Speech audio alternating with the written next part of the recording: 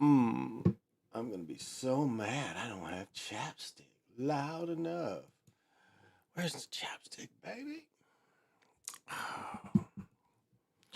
Well, I guess Malcolm's gonna For tell what us. he has, he says that the only way that we can solve our problem is to unite together among ourselves, among our own kind, clean ourselves up, rid ourselves of the evils that we've become addicted to here in this society, and try and off my dome. This is actually taught by the people who are ancestors of the Mayans in.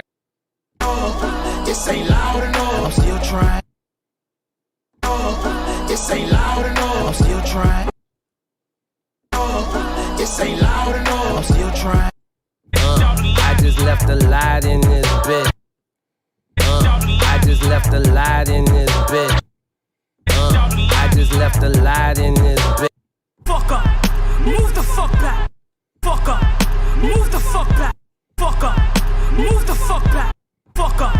Move the fuck back. Yes, he destroy black boys. If you destroy him as a boy, he'll never become a man. Yes, he destroy black boys. If you destroy him as a boy, he'll never become a man. You don't understand.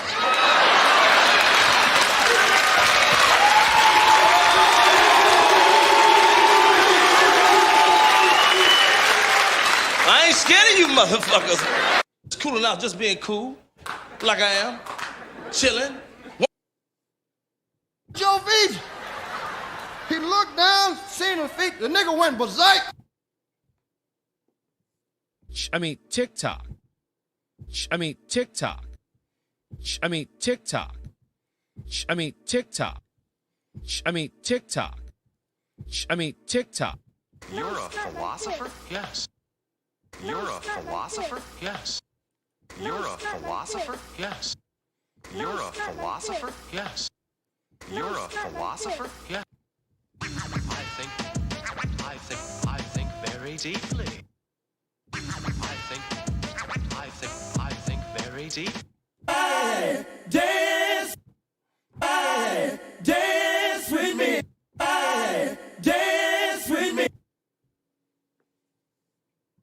Damn white boys out there. Most of them is psychopaths and all that. They'll kill your mama's mama and you. Decent white folk that still don't know they're racist.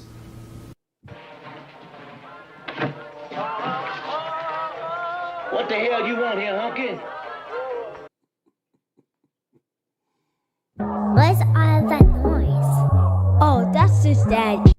What's all that noise? Oh, that's just Daddy. What's all that noise? Oh, that's just Daddy. What's all that noise? Oh, that's just Daddy. What's all that noise? Oh, that's just Daddy.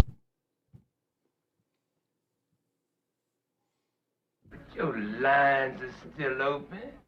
Oh shit, you can get it, nigga. You wanna get it?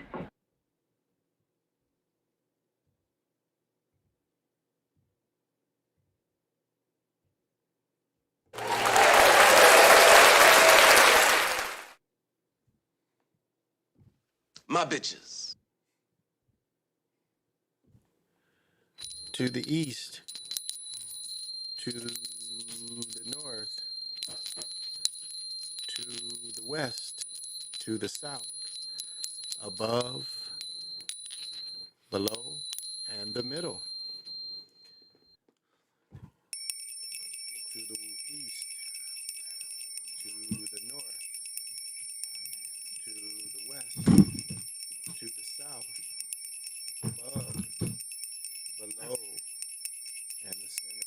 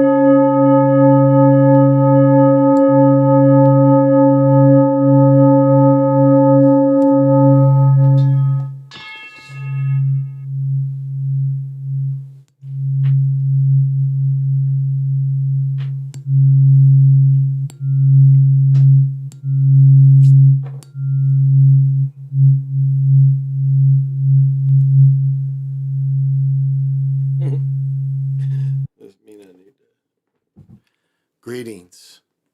This is Big Pontiac, and welcome to the Chocolate Mountain Show. I am the holder of the infinite sacred ball game that was created by the Hero Twins, and I am that one and only Galactic Daddy-O, welcoming each and every one of you to my galactic patio that reaches from Minnesota to the universe. Well, that must mean a nigga need to come on in and say what's happening and bring out the magic bag.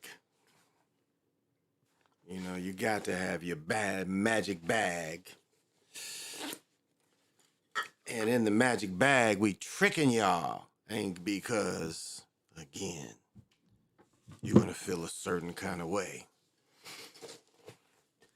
Now, tonight's special beer is Great Lakes Conway Irish Ale. You didn't know nothing about that. So pop them if you got them. It ain't too late. Niggas in California, it ain't late. You people in the Midwest, it's a little late.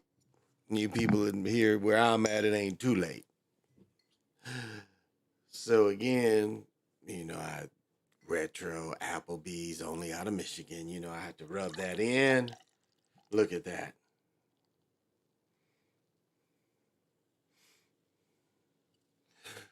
Now, this would truly,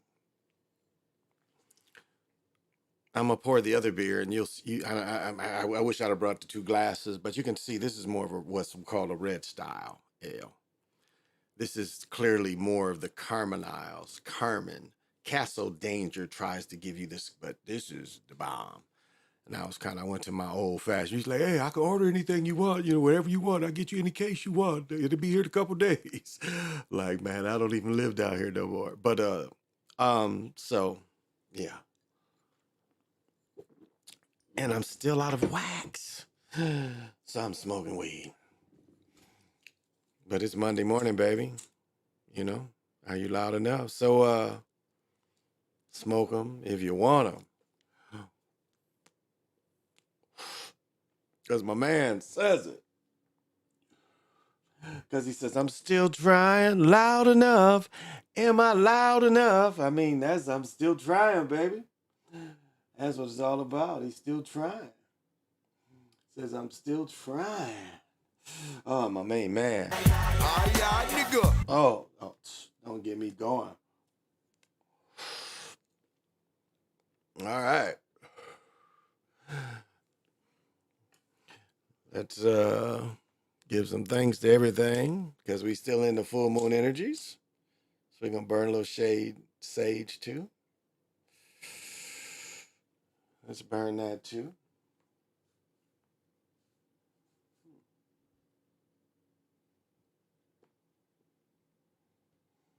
It's funny how when the universal beat comes in, it just comes in. And if people don't hear it, it's their problem if they don't hear it. Yeah, they can't hear the universal beat. Ooh, yeah. Get all that in. All right. Thank you for that. Got some Palo Alto.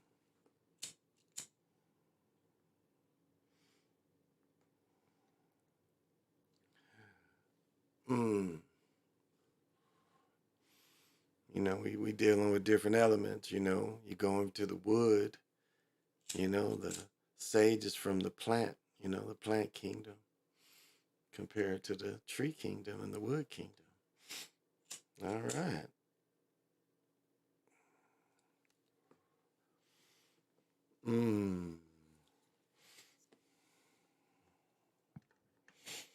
Yes, that is, okay. I'm getting it tonight. Okay, we're at, all right, 4, okay. All right, let's bring it in and we'll start breaking it down this Monday morning. How's your funk? Oh, my man in 1,000 grand, PJ Allen. And I know you have. My bitches. You saying you can't control your bitches? What? I know you can control your bitches, and I know you got to have. Got to have vision. So listen to me, baby. You dig this. And I know you do. General Peace. And I know you have. Got to have vision. El Dragon, Amaru Khan, what is happening? And for you being here, I know you got to have vision. Respectfully, I wanted to ask you, why would people take home loans for 30 years, for instance, a 330 loan? Let me read that a little closer. Okay. I wanted to ask, why would people take home loans for 30 years? For instance, a 330K loan, which set and done for 30 years, comes to around 1.2 million.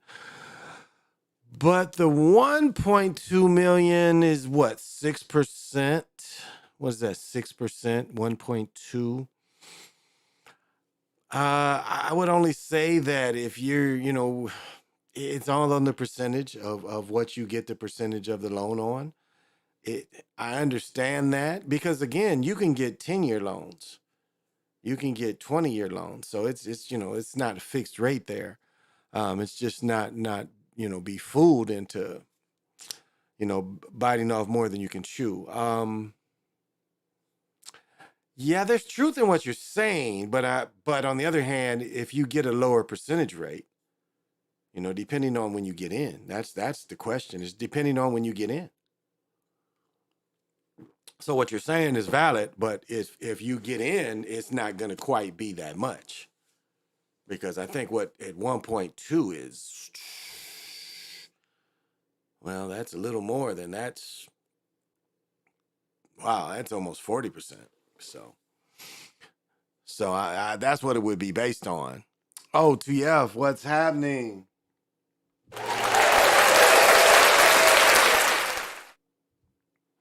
And I know you have. Got to have vision. Homie 43, what is happening? And I know you got to have vision. What is this? Why I gotta keep doing this every night?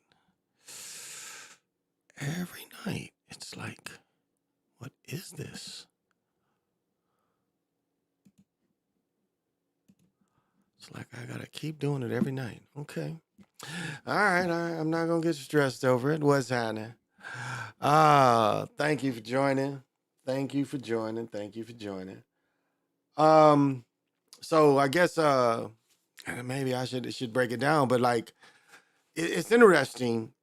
As I broke down, if you listened to me last night. Oh, let me tell you though. Damn, I talk shit and I probably shouldn't, but man, I watched Super Sly, and like me and my old lady was looking at each other, and like Sly was showing some shit, and me and my old lady was looking at each other, and before you know it, I'm almost 62, but I'm getting into it, man. I'm doing my thing. So thank you, Super Sly, for going when you was going, and thank you. Gave me a little extra time because I got the morning. I might stay up all night and just go play pickleball. So I thought I'd share that little bit of tidbit. But the game, this is what's interesting. All pregame, all, the days before Friday, Thursday, they was talking about, Kevin Love, Kevin Love, Kevin Love. And then, Kevin Love, they highlight his one pass. He had one highlight the whole game. Now, one thing that, if I'm not mistaken, the only 3 I saw Michael Porter Jr. hit was in the first quarter. Now, am I mistaken by that? I think that's the only 3 he hit. And I've said before, if they turn off the basket for him. Again, Gordon wasn't effective on the baseline. Why? Porter wasn't effective on the baseline. Why? Why? And see, this is where you see the games is off. All of a sudden, Kevin Love, who everybody's been asking for, and now all of a sudden, Kevin Love is in the game. Oh, what's happening, Anthony G?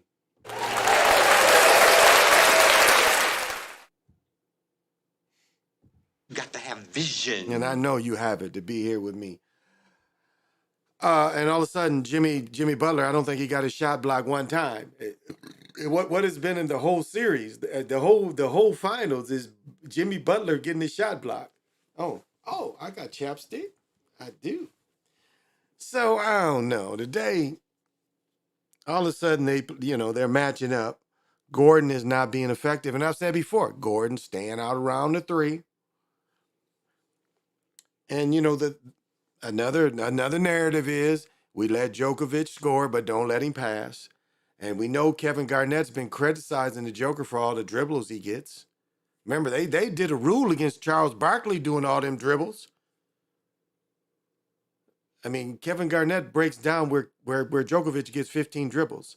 They made a rule against Charles Barkley getting 15 dribbles. Because Charles Barkley, continued what Truck Robertson, Adrian Dantley. Adrian Dantley is probably even better than Charles Barkley. Literally, Adrian Dantley, there was no one could stop him. Dr. J once said who was the hardest to guard, and it was Dantley. I mean, Dantley was anybody could get it inside. Now, again, this is a dude, he ain't trying to dunk, but he can get it inside, shoot it over you. So when we see these kind of things, we know that it's something there. Jimmy Butler not getting the shot blocked. Eric Gordon not being effective on the baseline. What changed? And even Murray's second shot. Look how he shot it.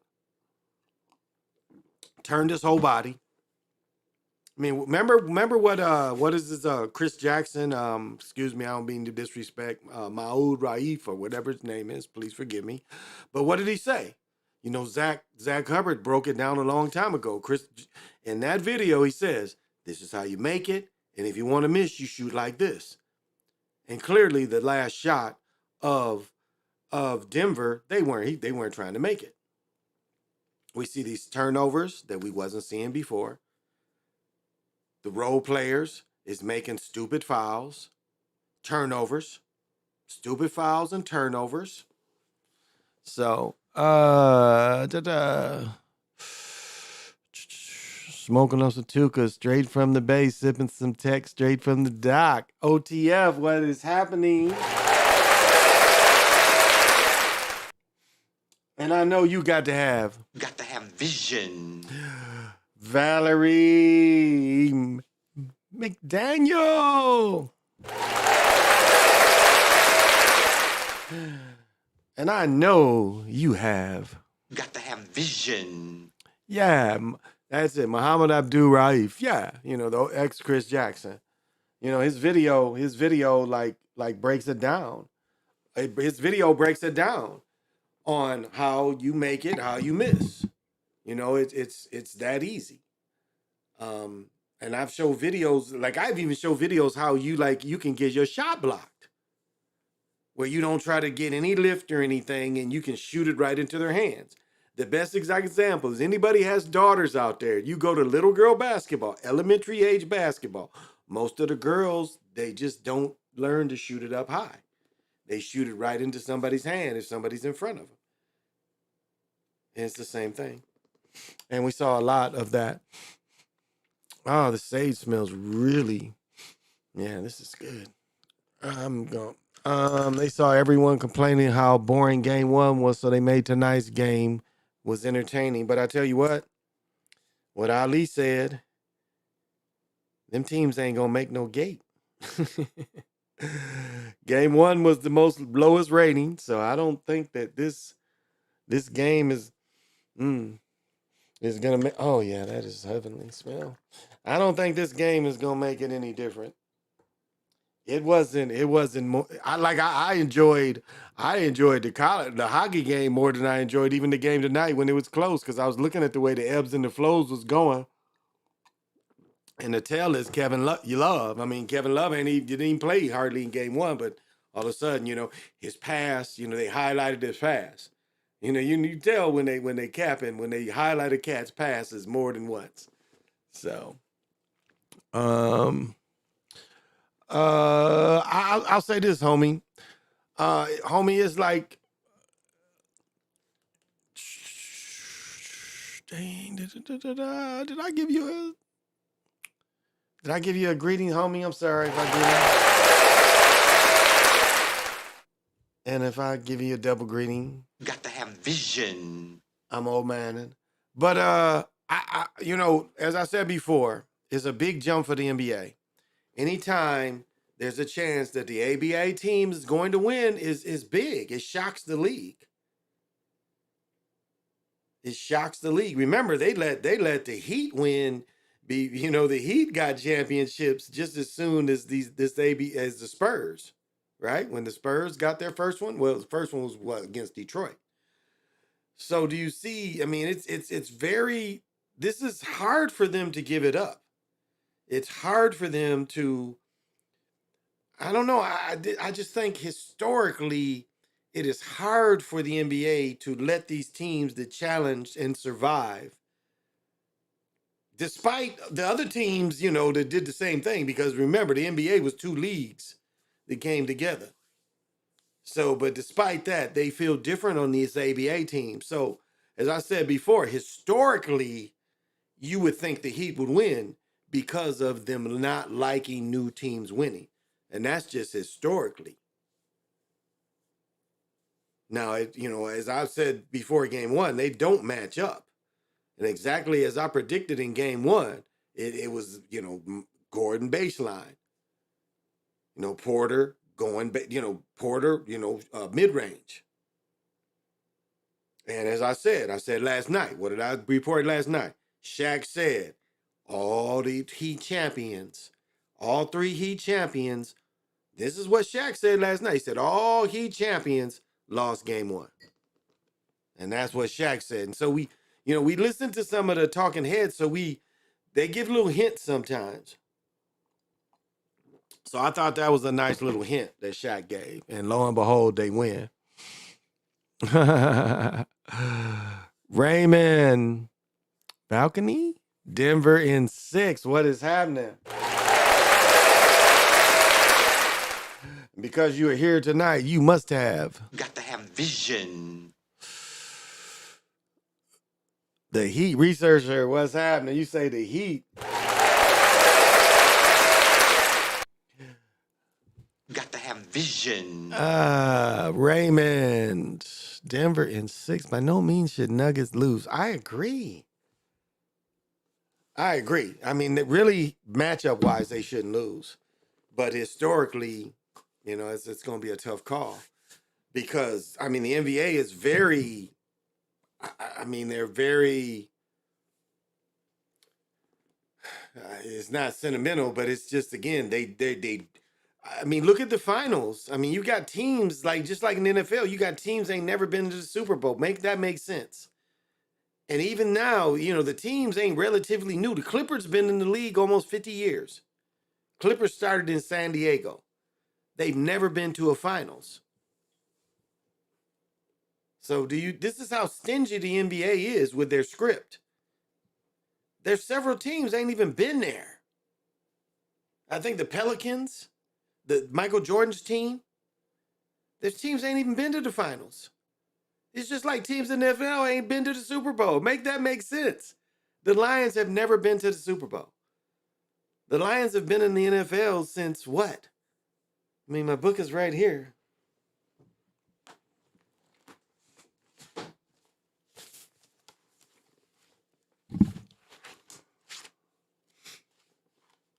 I mean, make this make sense.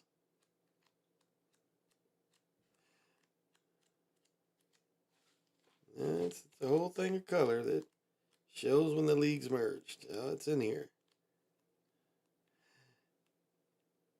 And it makes no sense that this long tradition of this team has never, ever been to the Super Bowl. When you break it down, you know, when you look at when they joined and how long they've been in the league, like they led the Giants, the Giants were terrible forever. And then they let the Giants get 2 or 3 Super Bowls. Right here.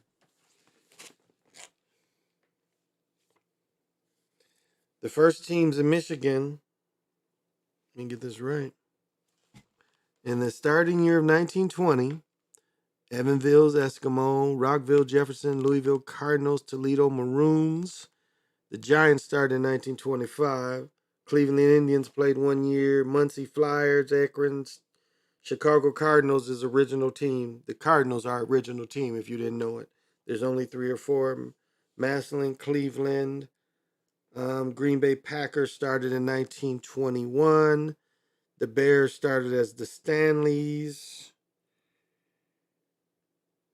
Trying to see where the Lions come in it. The Rockville, Orangeville, Chicago Bears, Yanks, Buffalo, Boston Braves, Duluth had a team, Kansas, Kenosha, wow, Pottsville, Dayton. Trying to find the line for the Lions. Detroit Lions started in 1934.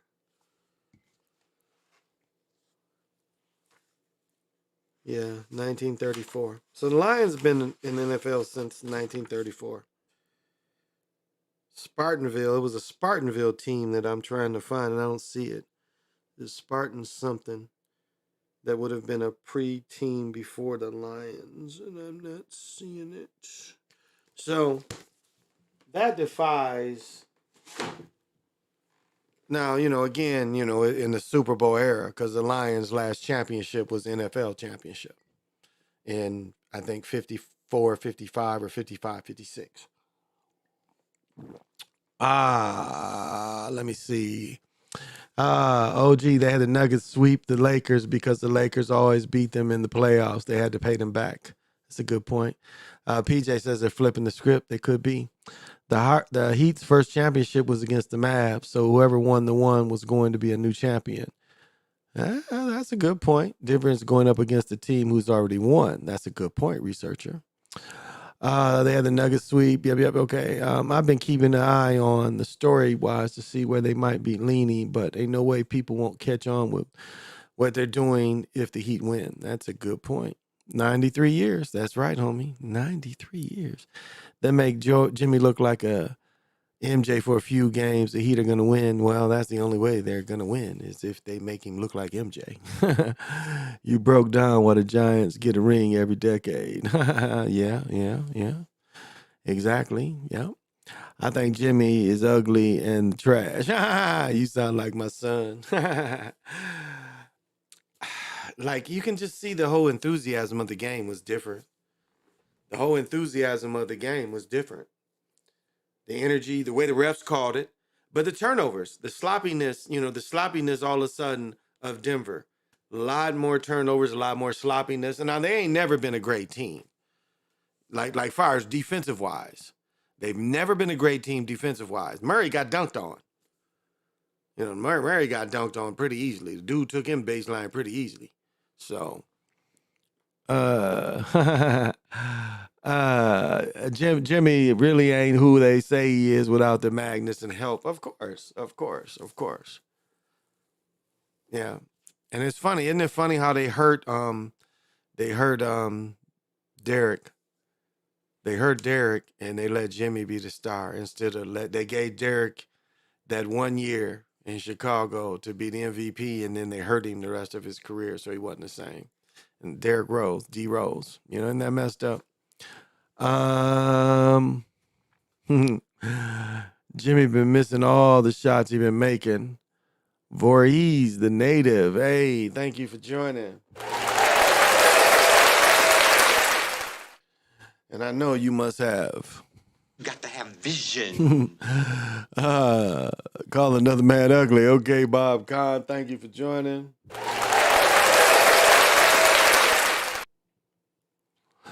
Got to have vision. Oh, I've been good. Well, thank you. I appreciate it, Voorhees. Thank you. Thank you for coming. So that appeared to have been the script tonight. It's going to be interesting to see if Vegas loses tomorrow. Yeah, Monday night. Yeah, Vegas plays tonight. So that's going to be interesting because Vegas won game 1. Let's see if Vegas wins game 2 or not. Let's see if Vegas wins game 2. Because if the Vegas follows this script, the Panthers scored first the game 1. Panthers scored first. So let's see if they do the same thing. They let Vegas win game 1, and then they let the Panthers win game 2. Let's see if they follow the same NBA script, because that's a lot of time what we see. And then even look at the baseball. Baseball has a small part that they kind of give away too. So I'm about to send you something that a man pointed out in this MJ poster. Okay. We just talking about basketball. The finals, the NBA finals is going on right now. Well, no, I'll take that back. The NBA finals and the NHL finals are going on right now. So right now the NBA finals are 1-1 if you don't follow, and the NHL finals, the hockey finals, is 1-0 Vegas. Vegas is 1-0. So that's all. So we was just breaking down the script, and as I said, anybody listen to me, yesterday morning knows, as I shared a few minutes ago, what Shaq said. Shaq was given a tell. Shaq was saying, "Hey, okay, everybody, we lost game 1, but we all the teams came back." So that was a big tell, I think, for Shaq to give that up. So I said that last night. It's on wax, and I'm not surprised what we saw today. Again, it's the way the calls are called, the turnovers, the unnecessary turnovers, the slowness on the defense, them letting different players shine is always an odd thing. Like the dude who likes to dunk for Denver, a lot of times when he gets off, they kind of don't do well. And he had a few plays tonight. So those kind of tells. And again, the way the announcers made it was like Joker got stopped. And he couldn't pass assist out. He can just get 41, and they didn't throw the 42 in. So I feel like if the Warriors are still in there, they would destroy any opposing Lakers. Choked again, and I'm from LA. Okay, bet. Okay, this might be something to look up. What in the hell is grabbing me?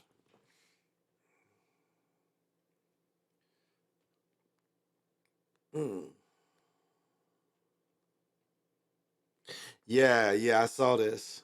I did see this before. Yeah, I did. Somebody showed me that before. I don't know if I can share that. This phone's been tripping when I try to share from the phone. The computer's been tripping. Let's see. Oh, this would be Wheaties. This is Nike.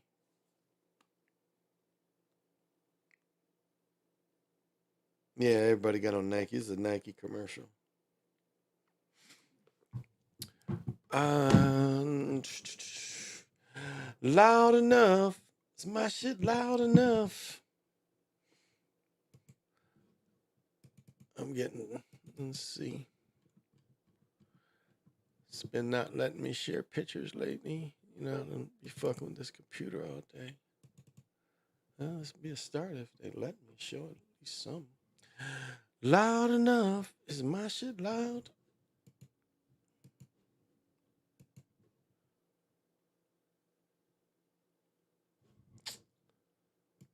What?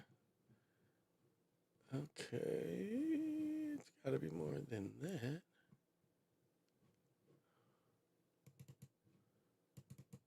Oh, tried. Okay, that's better, but shit, still, it's more in it than this.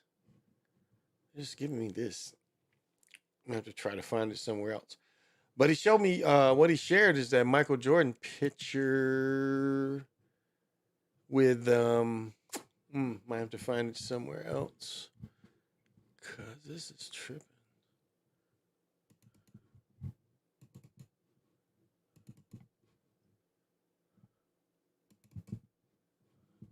Is it here? Did it come here?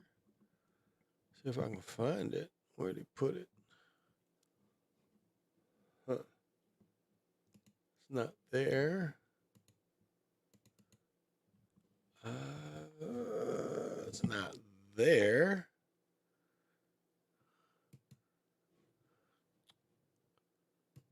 I don't know why it's not there. Maybe here? No, definitely not there. Nope. I'm gonna have to find it. Man, it's not transferring.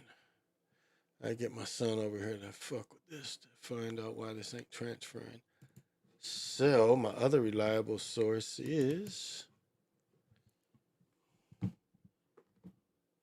See if we can go to my main man here.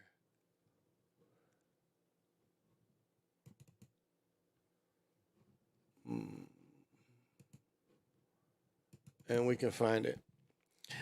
Let's see.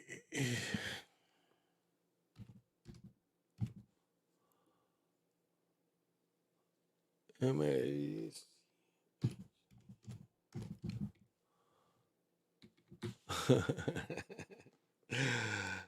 I'm sitting here tripping. Everything is why is everything like that? But no, he was just sharing a little bit. I am research challenged right now. But he was just showing where on the background Michael Jordan is dunking it and it's saying Jimmy Butler. You know, people trying to, put in that is Mike's son. I think the biggest thing is the comparison when they break down the faces. It's very compelling. Let's see. Have you guys checked out the new season of Creep Show? I have not, Voorhees. I have not. The Lakers Warriors series was way too blatant of a fix, but check the game when they called it kind of for the Warriors, beat the Lakers, but Nuggets sweeping Bron. I never expected that. I don't think we did either because LeBron is the GATE. Lakers couldn't handle the opportunity teams, but the Warriors would have destroyed. Maybe. So it's okay.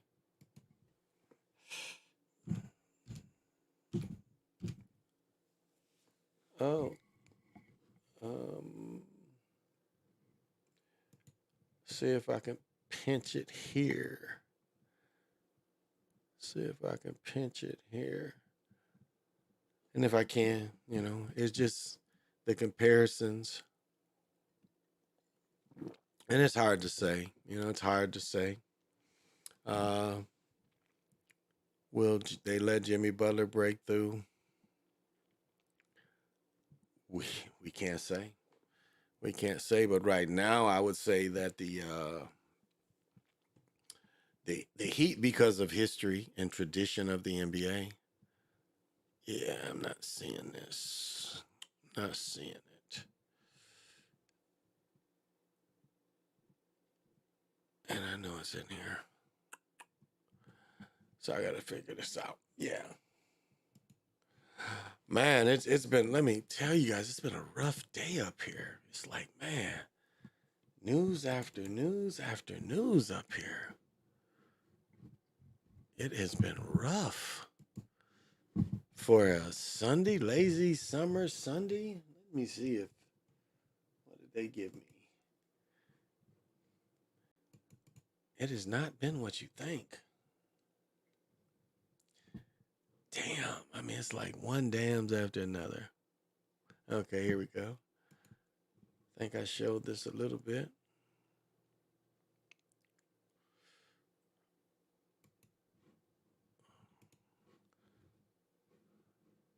No. Skip you. I mean, it's just like, man, story after story of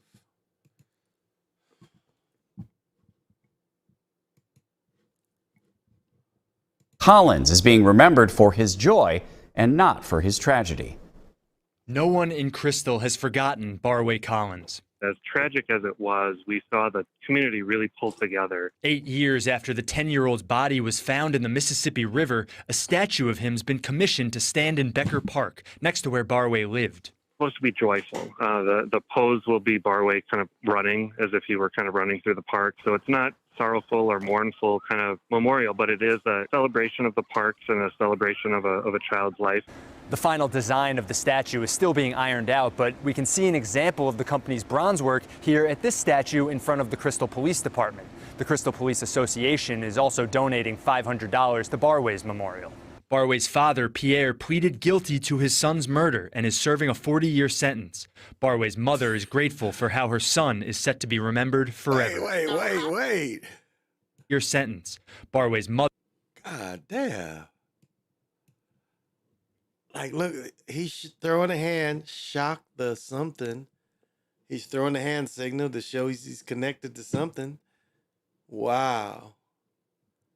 And he shot his son and got 40 years. Wow. So he looks like an African brother. A 40-year sentence. Barway's mother is grateful for how her son is set to be remembered forever. I'm happy for the Crystal community. So even think about doing that, mommy love him, and mommy always See, yeah, definitely African. love him.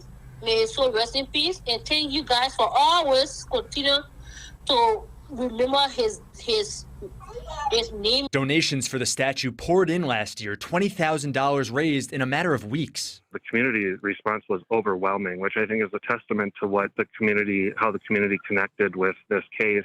In Crystal, David Schumann, WCCO News. Dang. It just doesn't stop, y'all.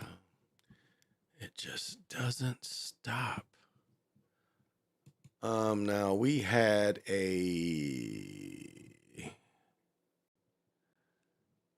right here. We had right here. Here we go. Breaking right now, authorities. All right, it's breaking right now, y'all. It's breaking right now. Now, you remember what's been happening in Wisconsin lately. We've had 3 officers killed in the last 30-some days in Wisconsin. And so this is today. Check it out. Breaking right now, authorities in St. Croix County, Wisconsin are investigating after a man was shot and killed by 2 officers. It happened last night in Star Prairie Township. That's 5 miles north of New Richmond. Deputies from St. Croix County and officers from New Richmond were called out for a man threatening to use a gun around 10:45 last night. When deputies and officers got there, they say the man was inside the home with 2 minors and making threats toward police. The deputies say they could also see that the man had a hunting rifle. Police say the man continued to make threats and came out of the house with a gun to confront the officers. That's when a deputy and officer shot the man, who died at the scene. They're not identifying him, but say he is a 42-year-old white man from New Richmond. The Polk County Sheriff's Office is handling the investigation into the shooting. They will turn over their report to the St. Croix County District Attorney for review. Both officers that fired their weapons have been put on administrative leave. Breaking right now, authorities in... Hey, what did they say? He's a 42-year-old. He's 42. So this tells you, you people think that niggas is just us. No, it's white niggas too. He's a white nigga. That's what they're telling you. He's a white nigga right there. See, 42 ain't just all melanated people. It tells you he's a poor person. He's 42, poor, debauchery. So I think that was it. Let's see, anything else new? At the scene. They're not identifying him, but say he is a 42-year-old white man from New Richmond. The Polk County Sheriff's Office is handling the investigation into the shooting. They will turn over their report to the St. Croix County District Attorney for review. Yeah, I mean, it's been...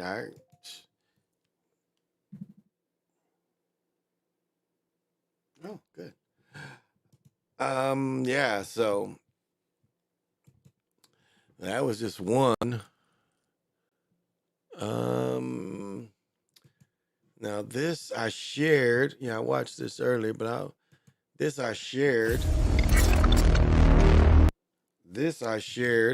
because we did have another shooting. Yeah, I don't wanna be rude.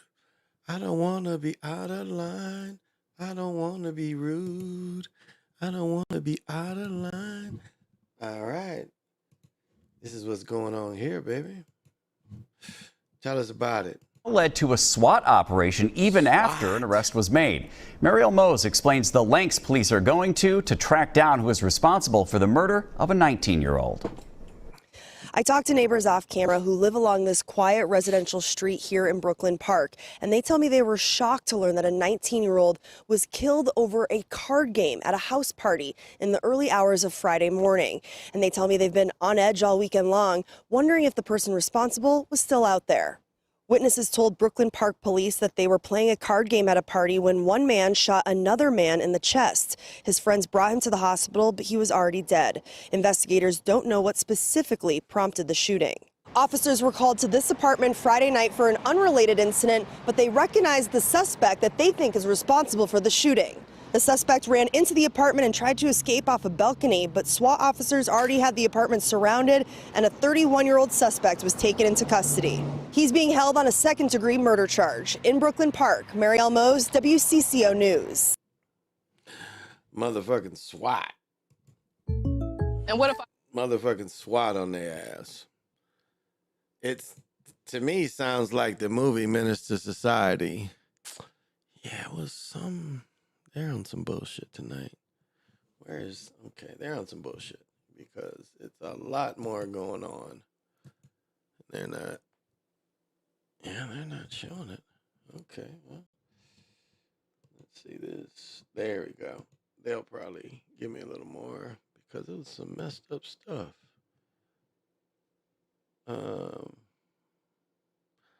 Here we go.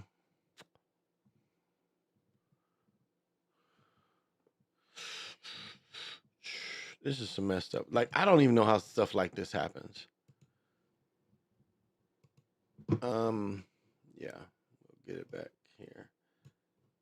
Like, with all the technology and paying attention, I don't get how stuff like this happens, but yet it does. So. The last few hours, police in Coon Rapids say that they have identified a girl who was seriously injured after being hit by a car while she was biking. Heidi Wigdahl just spoke with the Anoka County Sheriff's Office, and she's joining us in the newsroom with the latest. Morgan, for more than 7 hours, authorities were searching for anyone who could help them find out information on the girl who was hit. Just before 8 tonight, a family member identified her. According to the Anoka County Sheriff's Office in Coon Rapids. All right, I know where this is. It is fairly busy. There would be no problem going from here to here. This is all very controlled. I know exactly where this is. Yeah, like what? Like if she's riding a bike, I don't know how somebody would not see her. It's still daytime. Rapids Police Department, a 10-year-old girl was riding her bike when she was hit by a car in Coon Rapids. The sheriff's office says she was biking southwest on Foley Boulevard as the driver of the vehicle was traveling northwest on East River Road when they collided. It happened just after 12 this afternoon. Following the crash, she was taken to a nearby hospital. All right, so wow. Wow, like I'm telling you, this is meant for walking and bike riding.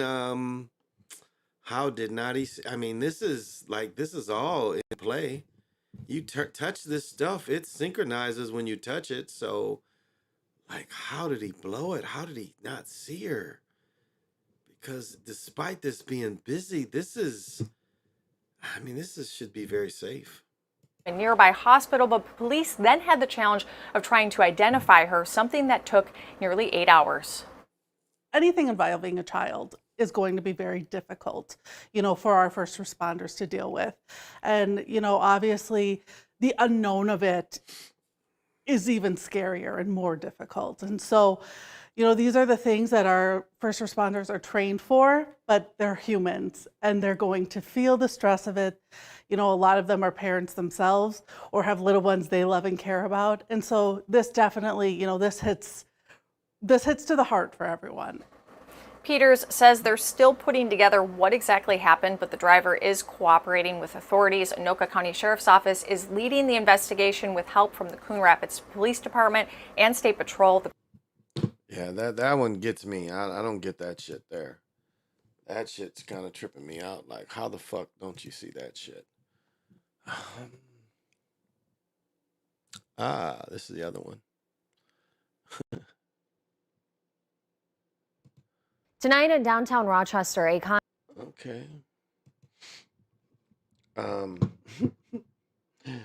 Motherfuckers don't give a fuck, man. When it comes to shit, I mean, really, like, this is okay. I'm gonna give you a prime example. Remember in Miami how that building collapsed in Miami? Remember that all those people was renting that big place in Miami and the building collapsed. It's. I mean, this is like sometimes you just don't know. Sometimes you just don't know. Downtown Rochester, a condo building is empty after a structure. Okay, she's been watching Frozen too many times. This is never like a good look on TV. This looks too Disneyland-ish, but okay, let's go. Structural engineer raised concerns to the city about its safety. Sammy Selena joins us with what we know at this hour. Morgan, those residents who were evicted yesterday, they still are unsure when they will be able. Okay, whose arms does she have? Like her arms are like, and her face don't match. So how does her arms get so tan, but her face is not as tan? How do you achieve this? Like when you go outside, does she wear a mask? Because her arms are quite tan, but her face is not tan. So is this two people? Like is this a bodysuit? Like how did your arms get so tan and your face is not tan? I just don't get that. I just don't. Hump, baby. I just don't get that. Hump, baby. How are your arms so tan and you ain't tan? Hump, baby. I don't get that. It's going down like this, motherfucker. I don't get that. Your arms are like dark olive, but you like super pale in the face. But okay, let's see what you got to say. To return home. Residents in Rochester Towers condominiums downtown had 3 hours to grab what they could and find a new place to live indefinitely. I'm gonna go to my daughter's. Some chose the wrong day to move in. I'd just taken a load of stuff up when actually a neighbor knocked on my door to let me know before I even got the email. He was really concerned and we were all just really confused. Rochester Fire Chief Eric Kurska says the building wasn't safe. They established a 150-foot area around the condos and told folks to stay away. It'll only be construction contractors shoring up the building to make it safe.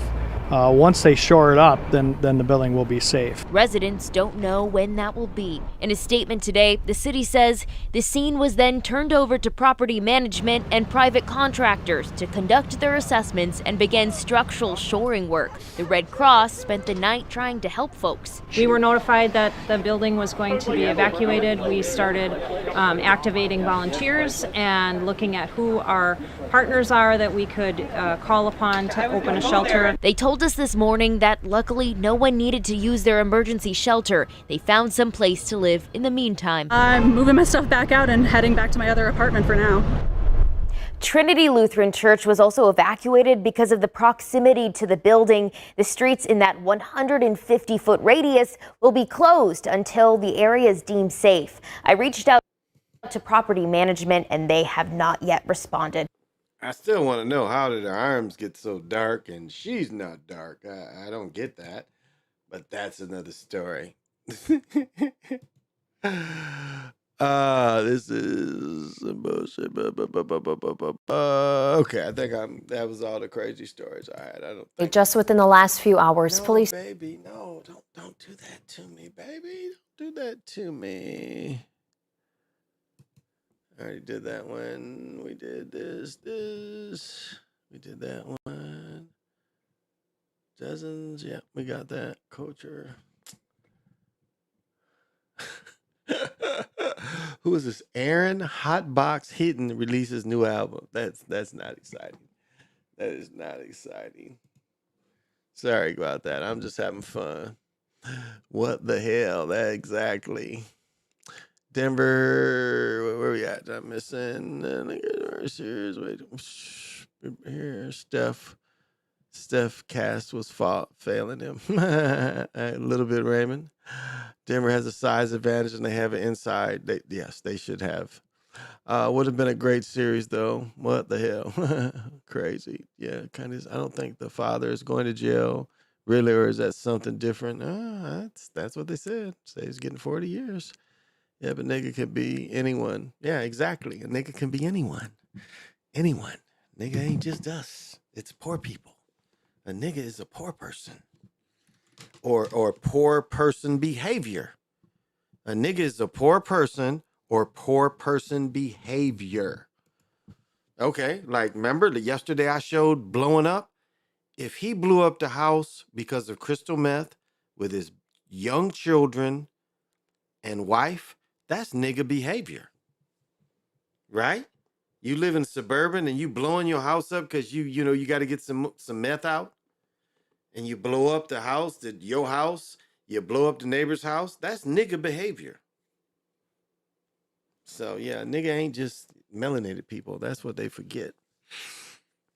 Mr. Society, boring ass movie. Coon Rapids, our kind of name is that. Yeah, that's what it's called. It's definitely called Coon. I almost lived in Coon Rapids. That's what it's called, though. Coon Rapids. No lie, homie. It's called Coon Rapids. Oh, thank you.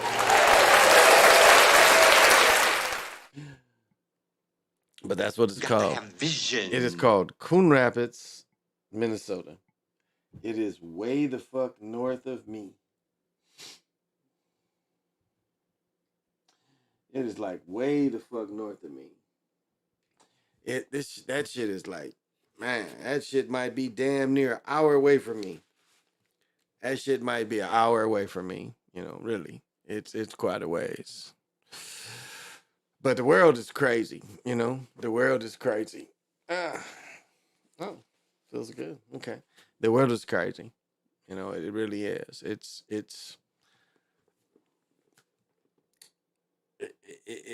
like every day, I could just keep searching and showing debauchery over and over again. Debauchery is constantly there. That's what the world gives us. It's constant debauchery. Things constantly to show us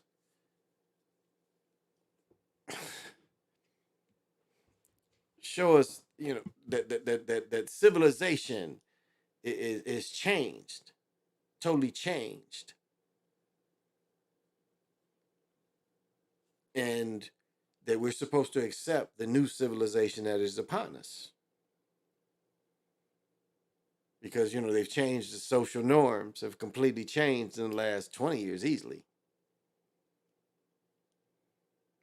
I mean, I'll tell the story. When I first got um Playboy Channel.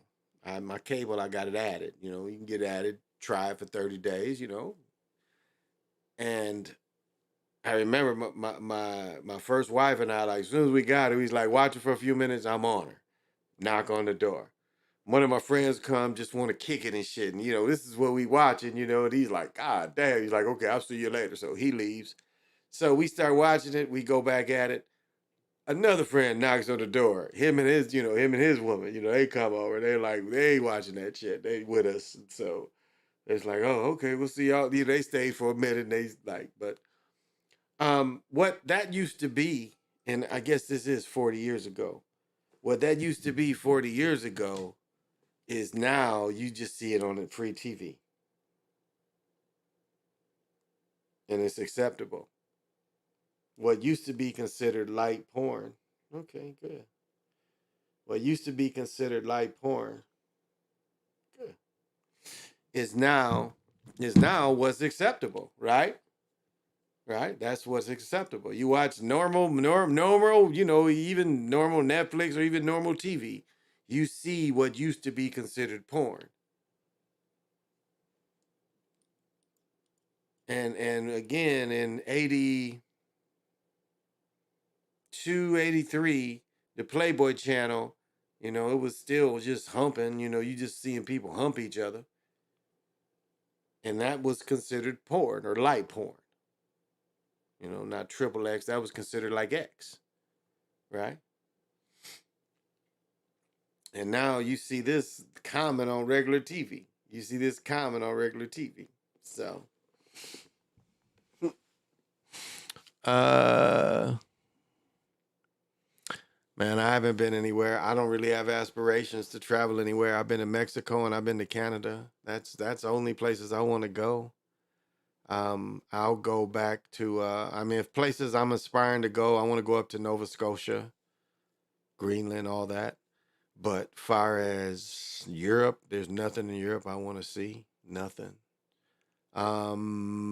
Mexico, some Belize. I want to go see a lot of the pyramids. I want to go to Mexico City and see the museum. I want to go down to La Vista and see where their pyramid is.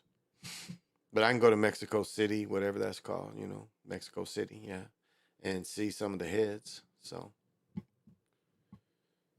that's it. So I've only been to those places, yeah.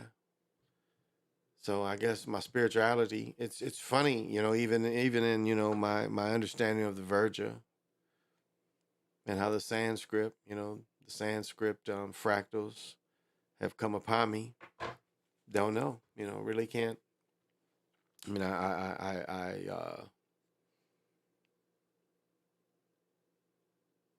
I have consistent visions of the Monkey King, so that's why that plays in, I think, to all this too. So why was that bestowed? Why was that given to me? I don't know, because again, it's like certain fractals come to everybody, and so a lot of people, you get things given to you spiritually. You get signs, whatever. It's special gifts that's given to you, however you perceive it. Whatever gifts it is, and it's what you do with the gifts. And it can take a lifetime to understanding what gifts you have as just a person, I mean, I think I have a pretty good gift of being a father. That most of my life, I'm 60, about to be 62, and still a father. So, I've spent since my first child was born in 1989. And I've been a father continuously since then. I've been a father continuously since then.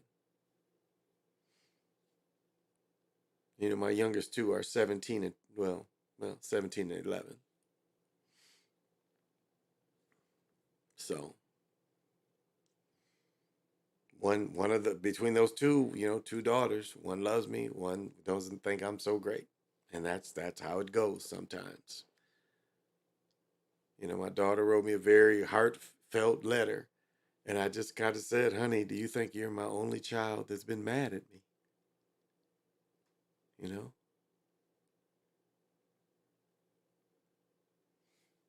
I mean, we've had to make decisions in our lives that just the decisions that we make.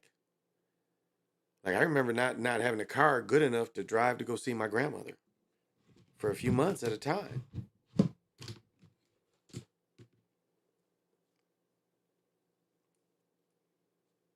And so, my child not speaking to me for a certain amount of time doesn't hurt my feelings because I know how life moves.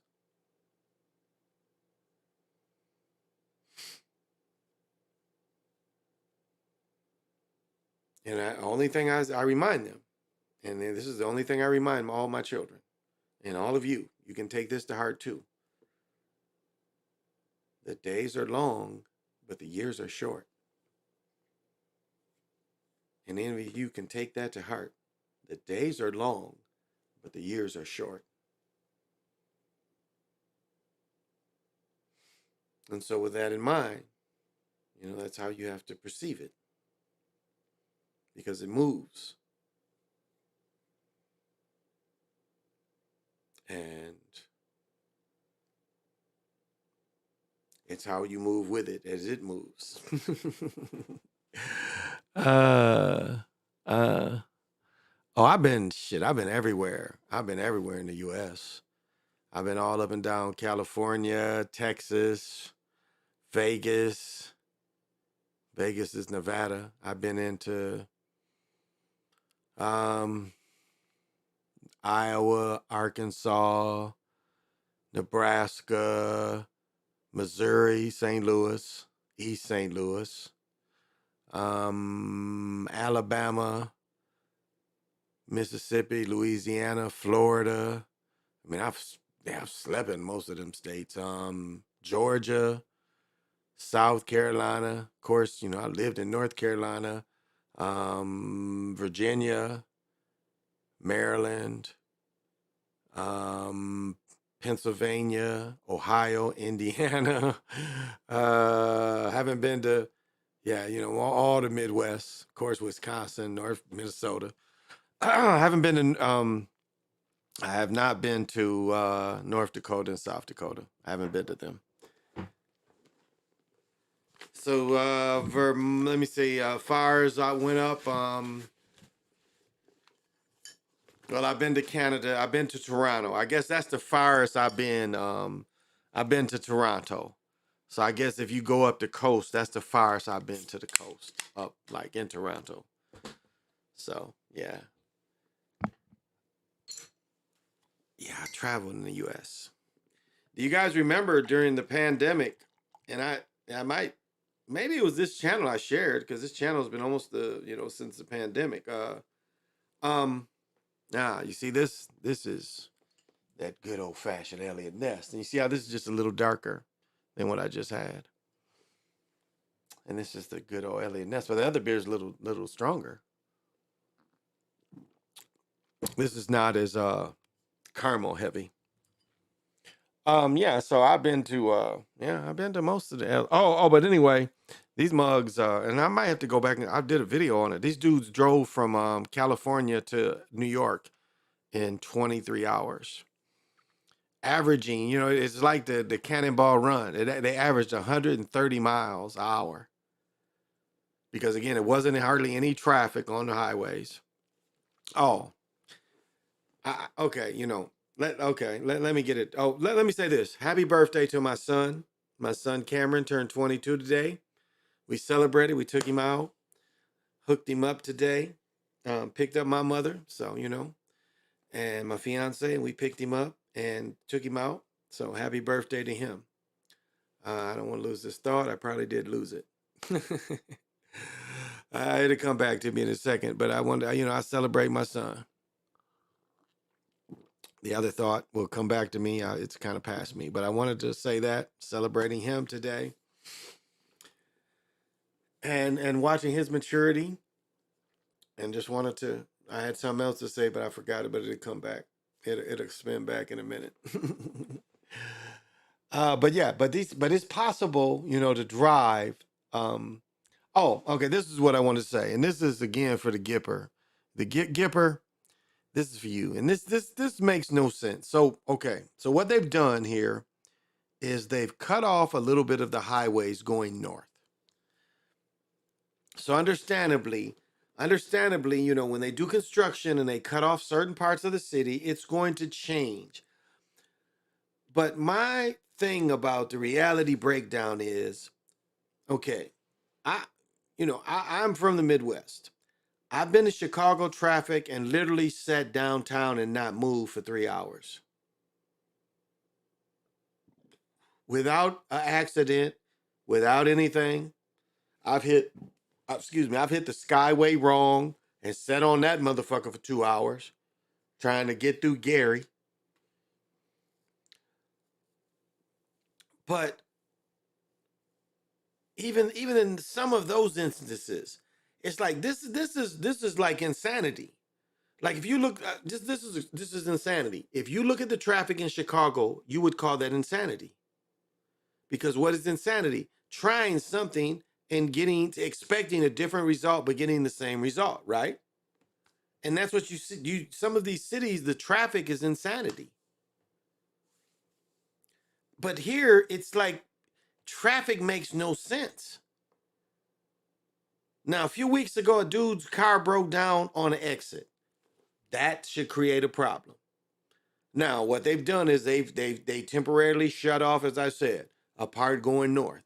So it is going to make traffic. But my thing is on the reality breakdown, it's like, okay, so I understand I live in an area of 3.5 million people.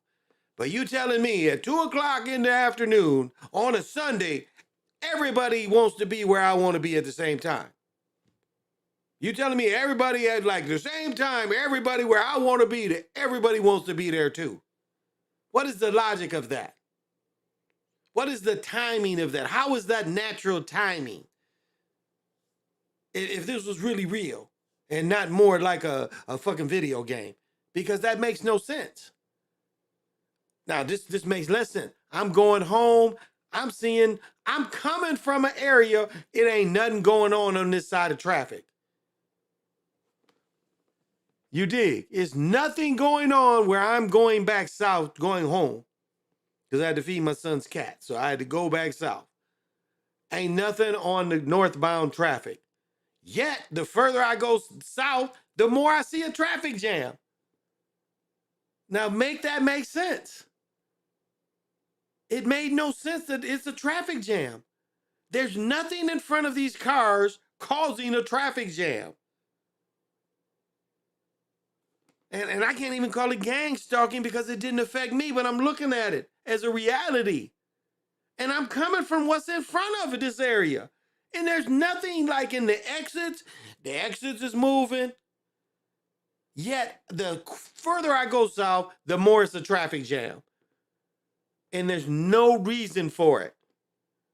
And so it has to be some type of reality breakdown. Like, what is the odds that people just gonna be somewhere where it's no reason for them not to, they just sitting in their cars, hardly moving. I'll take that back. Not hardly, but like going 10 miles an hour on the highway for miles back. And so again, some of the highways is down. It is construction, but it made no sense. And as I said, it made less sense as I'm going away from it. It ain't affecting me. Now, of course, when it's affecting me, I'm going to get emotional being gang stalked, but I understand when I'm gang stalked. Impatience usually beats that kind of thing. But to see like how it makes you, again, sees insanity. Like how did all these people have such bad timing that the traffic is so bad and there they are just stuck in traffic? Yet on my side, we just flowing through. It makes no sense to me. Thank you, Valerie. Thank you. Oh man, Pennsylvania. I told you, I told the Connie Hawkins story. I had some family that lived up the street from Connie Hawkins, and when I was 10th grade, like I first went down there, I think I was in ninth grade, and was playing ball and stuff. My dad stayed down there, so they was like, if you want to come back, come back. And so sometime during my ninth grade year, no, 10th grade year, my best friend was supposed to go with me. This nigga punked out. I got on the bus and I went to Pittsburgh, and I had a blast. I learned. I was like, man, I done took the bus. I knew how to take the buses. So once I got to Pittsburgh, I knew how to take the buses. It's like if I can take buses to go cross country, I can definitely take buses in the city. Now, Maryland, D.C., Virginia, that's all together. My mother lived in one point. My mother lived in D.C. One point, my mother lived in Silver Springs, Maryland. One point, my mother lived in Columbia, Maryland. So I've always had family in D.C. Like always. Like my great aunt went back to D.C., but where my family comes from is North Carolina. That like all that area, well, really, North Carolina strongly, Virginia strongly. So I've had blast in DC though. Like I just had the funnest times in DC. First time I smoked fucking what was that shit? Angel dust was in DC. And you know what they say, this ain't loud enough. You hit that shit and it go. This ain't loud enough. You hit that shit and go. This ain't loud enough. Yeah. But but I love being on the East Coast. And it's funny, I've talked about this before, playing ball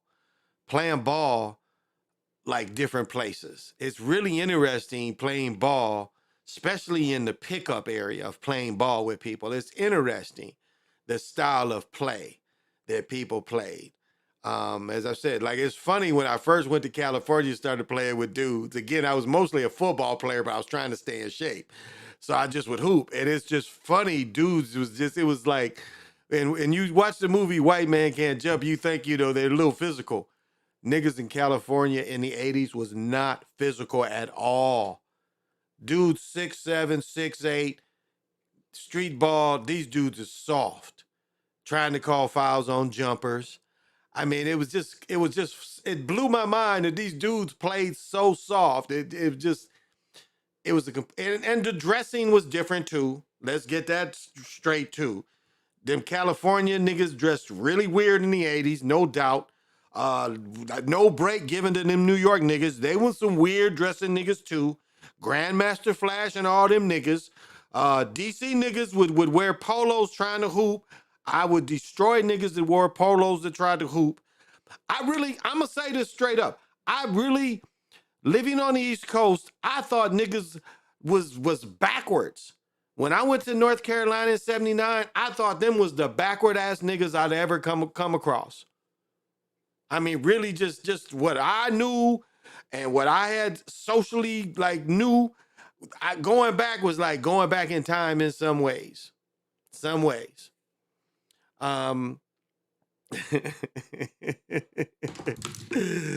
It really was, because it was just like, from what I knew college should be to what I was living. But I'll say this, I love the East Coast. I really did. I love the East Coast. Like I'm going on my honeymoon. I think I'm going to Myrtle Beach on my honeymoon.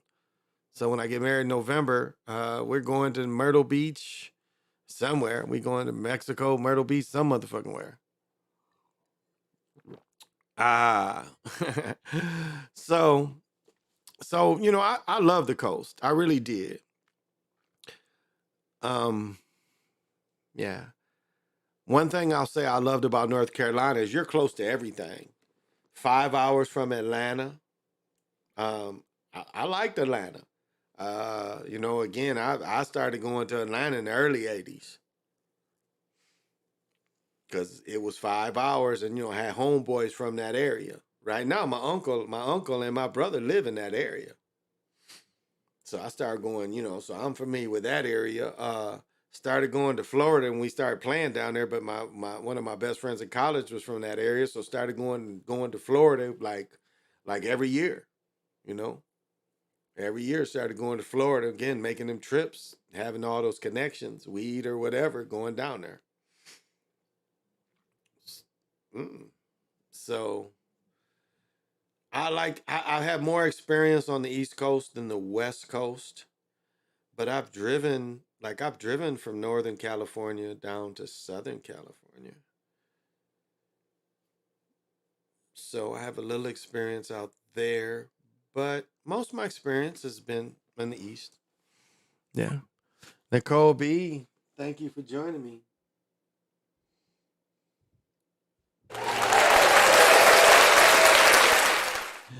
Because you're here, I know you got to have vision.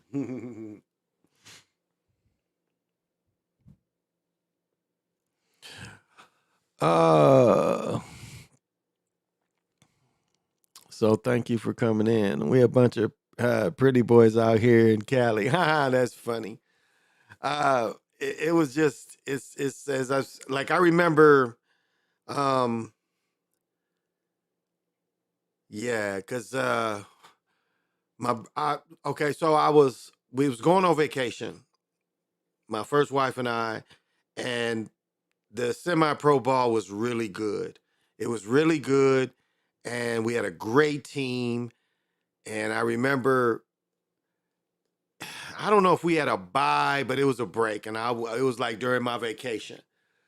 And I remember going to North Carolina. We'd go down there. We had a place down there, and trying to stay in shape. And I remember trying to go outside and shoot, and it was like 110 at 7, 8 o'clock. And it was just no way. So I remember finally, like, I got with my brother-in-law, and I went into a gym, and I think Larry was in the gym. Larry Jordan was in the gym. And so I got some good runs with Larry. But it was like, even, I knew, because I had hooped down there, and I knew when I hooped in North Carolina, I was the biggest Bogart hooper of all time. I mean, I would just argue anybody about calls and stuff and no calls and people playing weak. So, but it was just funny because like I had played, I really didn't play as much as I started playing in Michigan toward, quit playing football. I really didn't play any semi-pro basketball in North Carolina. I was just playing pickup ball to get in shape.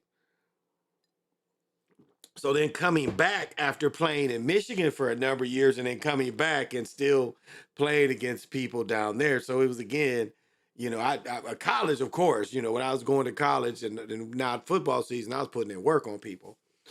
But it was funny coming back and being a lot better and playing against some of these cats in North Carolina. So that's interesting. That's an interesting phenomenon where you get to play against different cats, especially street cats. A lot of guys ain't used to that. As I said, one time myself and one of my friends, we refed one of the gang games.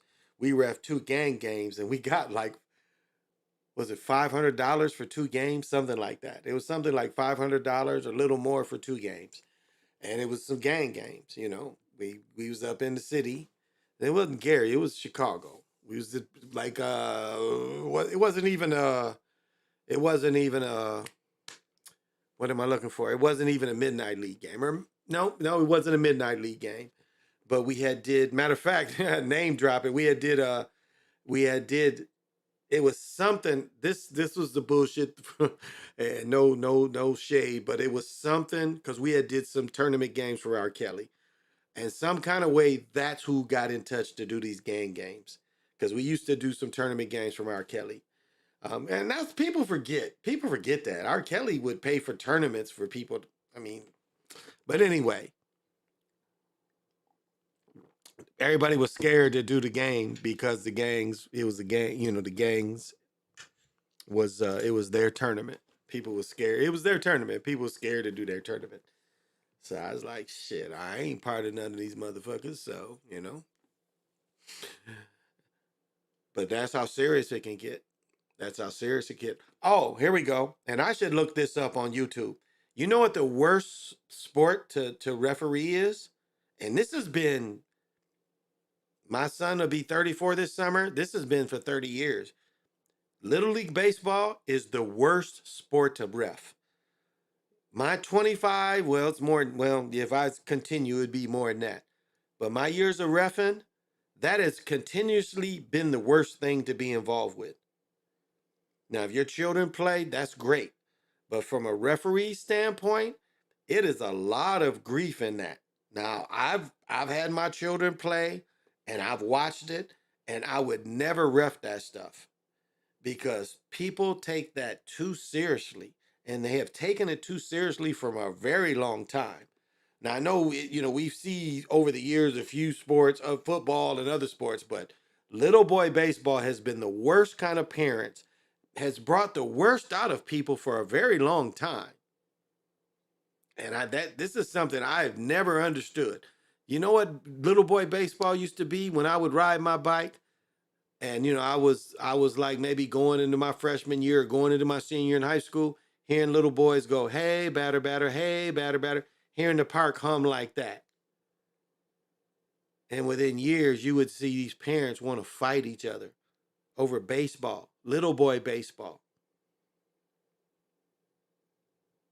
I mean, I would, like, when my children would be, I'd just be looking at people, and then, it taught me, like, I lived in the place, and it's like, yeah, my children gonna stay in this other school. They're not gonna go to school. From looking at baseball children, I've said this before.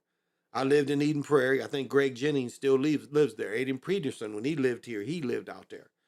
But when I saw baseball and the way they interact with my children, I was like, yeah, I'm not sending them to this school.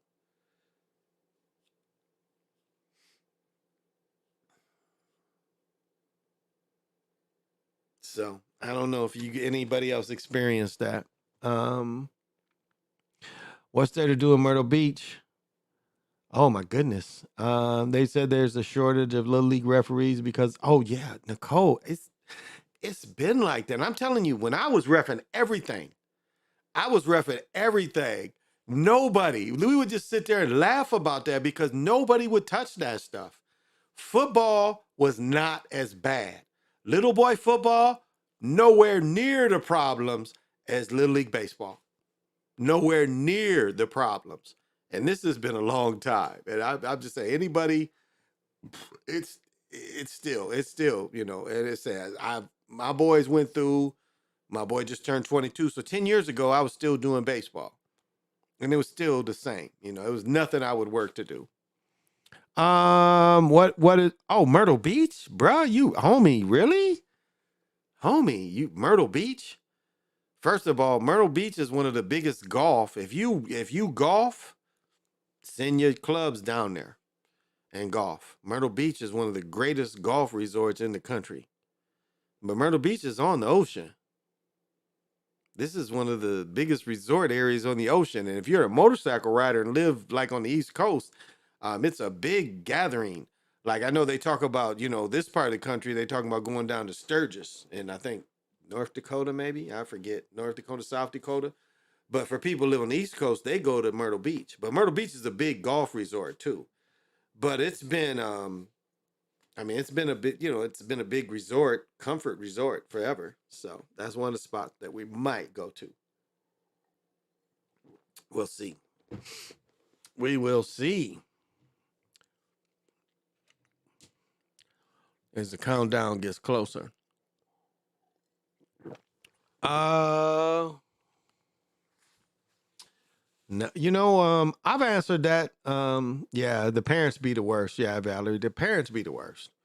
I told you, I joke, but I told you, I guess like basketball, I told you the story many times about Tony Kokoch literally chased me down the side of the gym over a 5th grade game. I called traveling or something. Like we had his team and it was a 5th grade game and the game was close and the little boy I said this before, the little dude kept every time the dude would score, he would double dribble. He would power dribble with 2 hands and that's traveling. That's traveling. It's like from the very beginning, I called it to the very beginning. And it was like he did it again. And Tony Kukoc chased me down the sideline. This is a pro basketball player over a 5th grade game. I've told this story many times, and I would have whooped his ass. I really was like about it then, and what it really was about. When I turned around and he was standing behind me, I was about to give him that business. I really would have fought him up in that place. I was younger, like in my 30s. Yeah, because he was in his 20s, so I was in my 30s then. So I really would have whooped his ass up in there. And they apologized, and he was cool after that. But I mean, it was over a little boy game. He didn't disagree.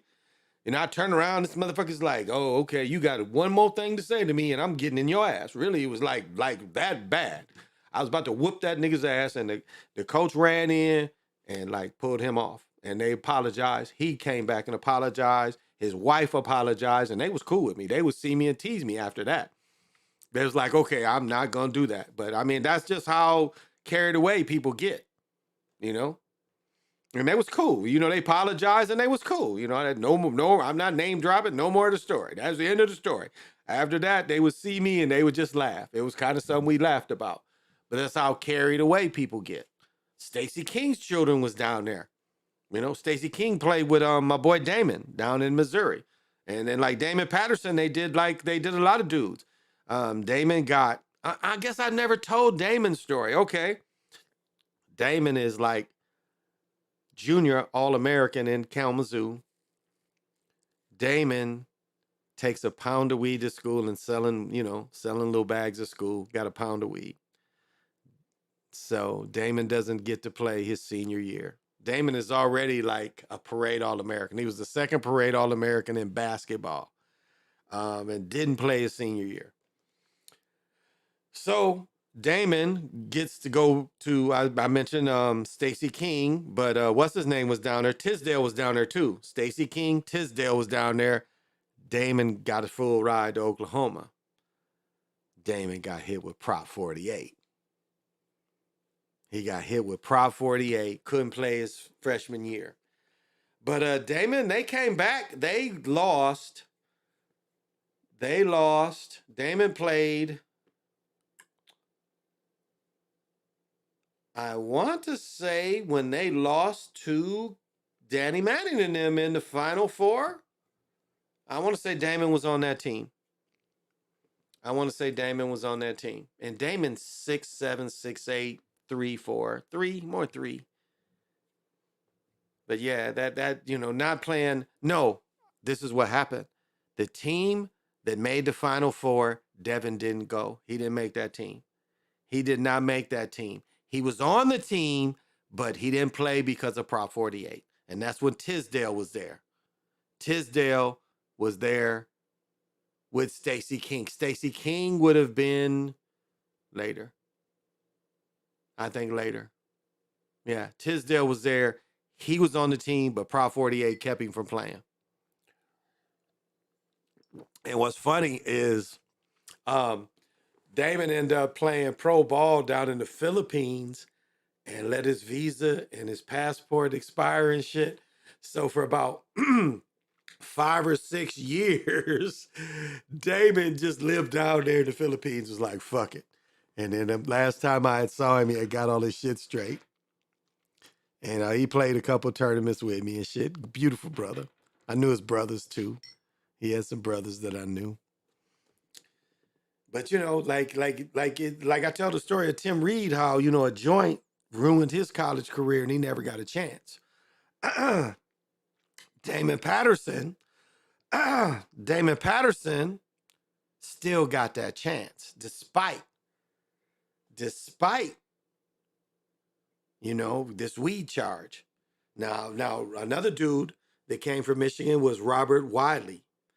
Now it's 2 dudes that have very similar stories. Robert Wiley, his senior year, he got charged with having sex with a 13-year-old girl when he was a senior. That stopped him from going to Missouri. But there was another instance where this young boy was a senior. His girlfriend was a freshman. Her mother found out they had sex. He got charged. He spent the whole summer in county jail, and he still went to Iowa to play football. But he went with the girl all year, and then the mother finds out they have sex, and she puts him in jail.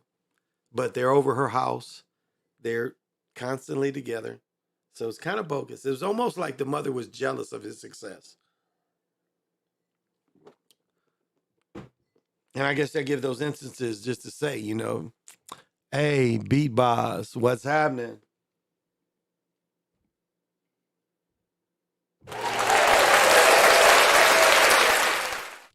And to watch me, you got to have vision. Oh yeah. Oh, the biggest fight I've got with any NBA player was with fucking what's his name?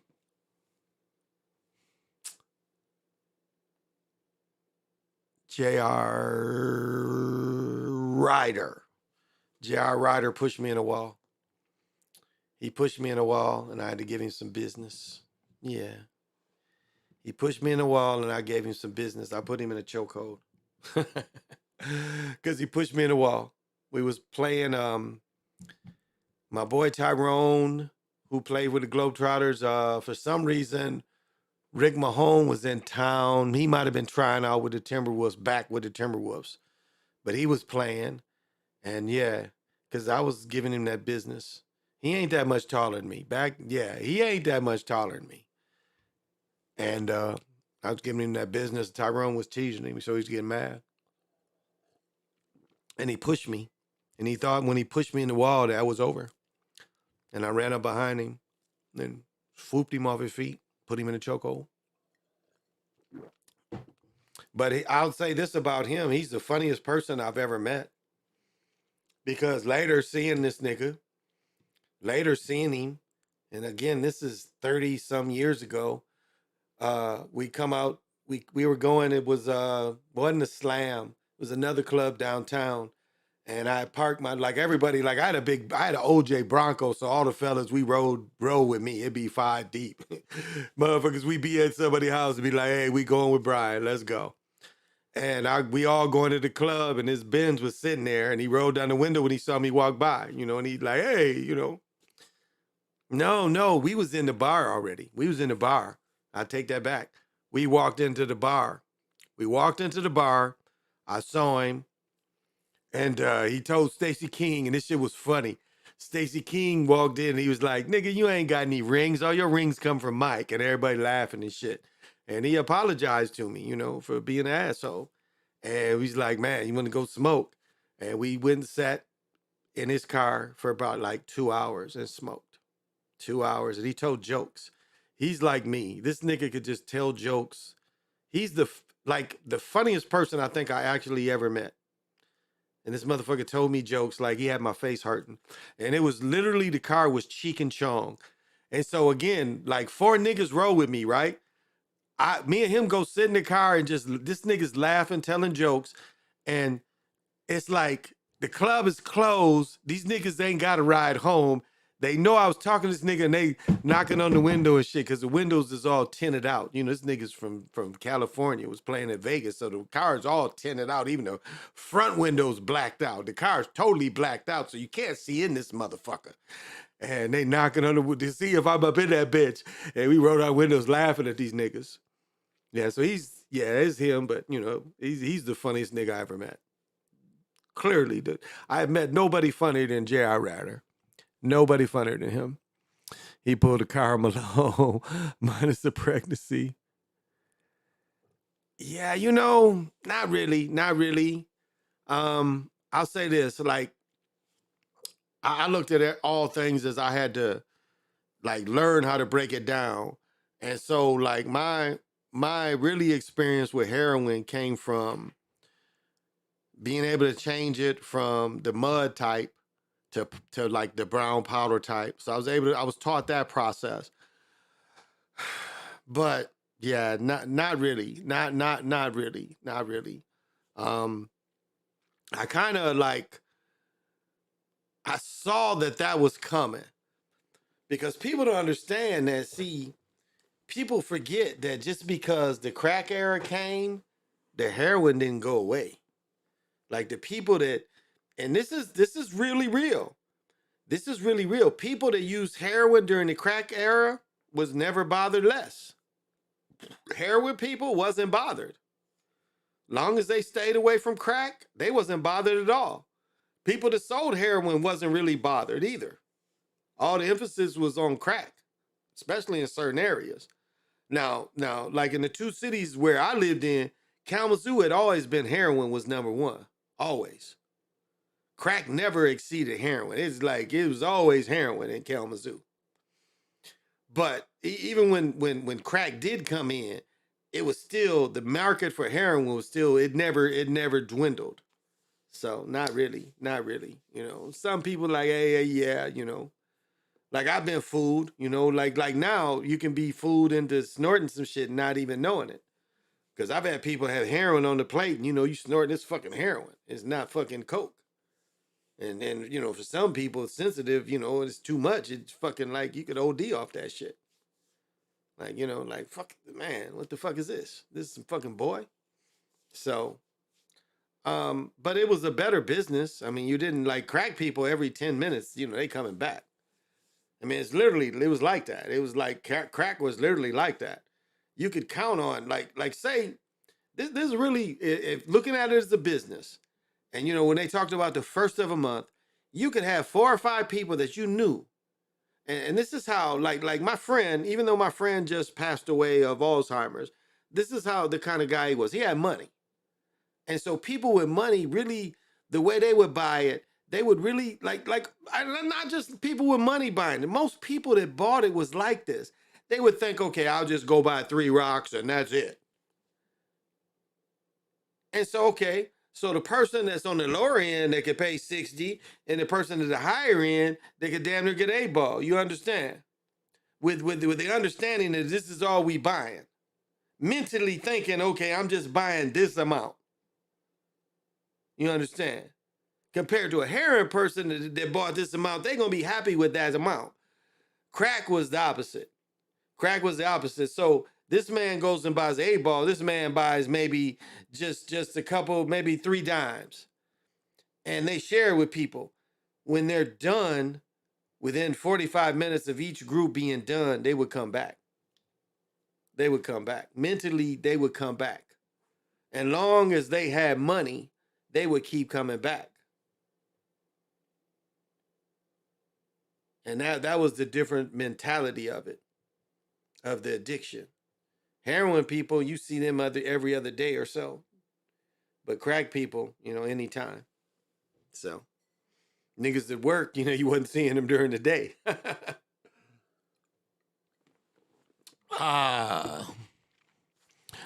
So, you know, not really. You know, I never really took an interest in it like that. It was around, but yeah, not I never really had a source either. I mean, I like would run into people, you know, it's everything is about timing. And I would run into people and, you know, people would have certain sources. It's just funny, like I remember I had set up one deal and my deal was to rob these people. And what I was going to do is they was driving a U-Haul and they had the dope in the U-Haul. And I had another guy, and what we was literally going to do is throw gasoline on him. And then, you know, he's going to throw gasoline on him. And like where they had to pull was in the alley. And throw gasoline on him. And, you know, like, hey, you know, you fuck up, we going to burn the fuck out you. We emptying the back of this shit. Give us the keys and we need to move on.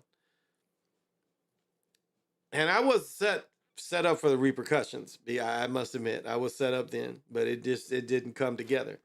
But, you know, it's things that you would do. You know, you set up to try to do it. You know, if it came down to it, you know, you never know. And I'll say this too. It's like people don't understand. This is how the dope business goes too. It's like when they bring dope up these areas, it's trucks that just drive around. They'll just drive around. They literally will take these shipments and just drive around. And then whenever the timing is right for them to take the shipment not to get caught, that's how they do it. They will drive this shit around. And I got this from some cartel people. It's like, nah, man, this shit, nah. Because I was like, so-and-so, so-and-so. They're like, yeah, that was us too. But it was like, nah, we can, anytime. He's like, hey, motherfuckers be going around anytime. We can drop this shit off anytime. Like I was showing my guy, Kehoe. It was anytime. And I talked about it before, that NAFTA stuff. When that NAFTA stuff came, weed got real cheap. Because my understanding was they was bringing people without, they was bringing that shipment from Canada, and they was bringing that shit, because the heroin a lot of times would come from New York, Canada, but weed was straight out of Mexico, Texas. And they was they wasn't stopping people. And the prices on weed really got super cheap. Because that was my understanding about NAFTA, was NAFTA meant them trucks was coming straight through. They wasn't checking trucks. That's why we had some weed called apple weed. It smelled like apples because they was shipping it at apples. And you get the weed, it smelled like apples. So, but weed has been changed. I mean, there's no really good brown weed anymore. Weed is all green weed now. They got rid of the gold weed and the brown weed. Like during, the Vietnam War, the word was red bud, That was the buzzword in the city, The buzzword during the 70s was red bud. There's nothing like that. That red bud was not the green weed we see today. It's not that. It was literally red looking weed. With red hairs on that shit. That shit came from Vietnam. That red bud. Man, you don't even see no shit hardly like that. You go back to them high time magazines, get to seeing that shit. So, different hustles for different people. It's funny, we was talking about a girl tonight that, she shot up her man. She had Narcan and didn't hit him with the Narcan. Cleaned up, tried to hide the crime, and he OD'd, And, she had that I think that death on her back. And eventually, she had OD'd twice before, and then the third time she OD'd in her like late 30s, early 40s. And she just, I don't know. And like you listen to some of these people's stories, like I knew one friend, and it's like this woman told me she ran away when she was 12 years old. Like she literally said she ran away from home when she was fucking 12 years old and ran across country at 12 years old.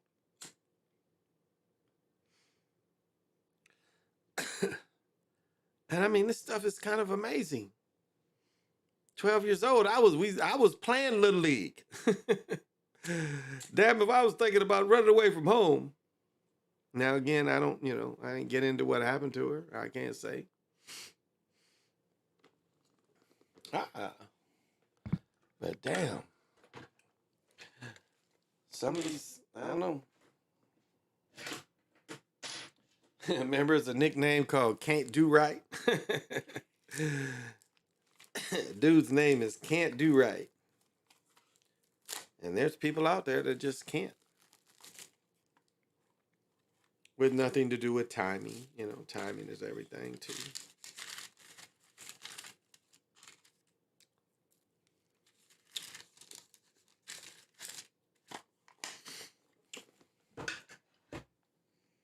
How long have I been going? I'm not going to go too long. Oh, I'm going on 2 hours. Okay, it's got to be early in the motherfucker. It is very early.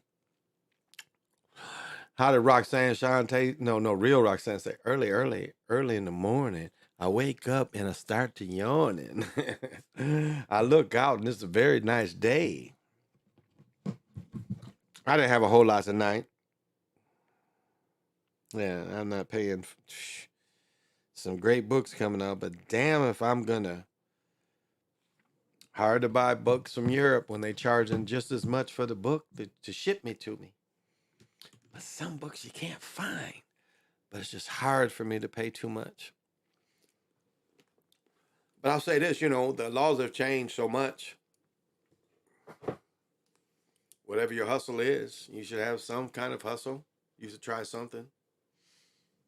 And hustle doesn't mean illegal. It doesn't mean that. It just means you take advantage of the opportunities that are eluded you. That's all hustling is.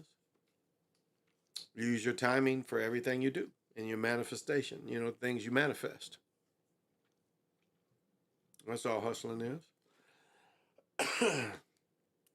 And nothing more. You make it upon what you want to make it. And so there are so many honest ways to do it. You don't have to do it illegally.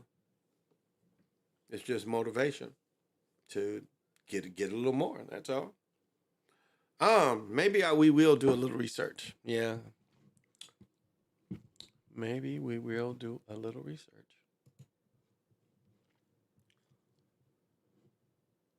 No, I need to. Oh, yeah.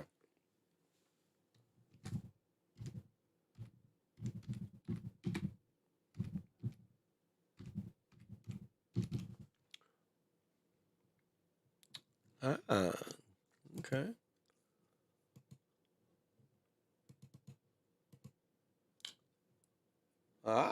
It gave it to me. I'll show this. All right. I'm going to show this. Let me see if I can first find it in my book if I kept the place. Thought I did. No, it was right up here. Yes, here we go. Okay, I found it.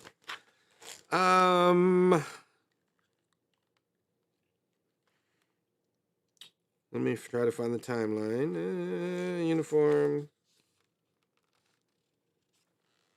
I think it's this timeline. Yes, it's this timeline. Okay. Yes, it must be this timeline. All right. Are you familiar with this name? Simon the Magus. And Magus means the Magi. And right here. Okay. Says Simon Magus. All right. I'll let you check me out. All right. This is where the information's coming from. But just this tablet. And it's a timeline. The timeline starts with King Solomon. But the timeline goes down to Simon Magus. Right in here. Yes, Simon Magus. It says magicians mentioned in New Testament did miracles with competition to St. Peter, and that's incorrect. That's a made-up story the Catholic Church put in later to try to discredit him. Now, as I said before, Simon Magus is the only person that reportedly flew and did the scientific test. He flew in front of witnesses. When you see, you go back to the old Superman, you go back to Neo, the One, when he bends down on one knee, that's Simon Magus, because they said what he would do. He would go down on one knee and put his face to the earth, and he would shoot up in the sky and fly. Now, there's two different timelines. I hope I can find the other one, but this is wrong. As intelligent as this guy is, this is wrong. There's a second timeline. Let me see if this is right here.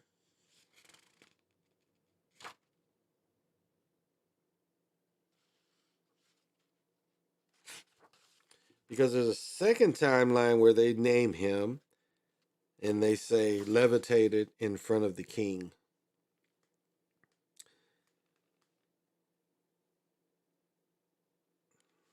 Have to be, these are all common errors, so this has to be a little further over.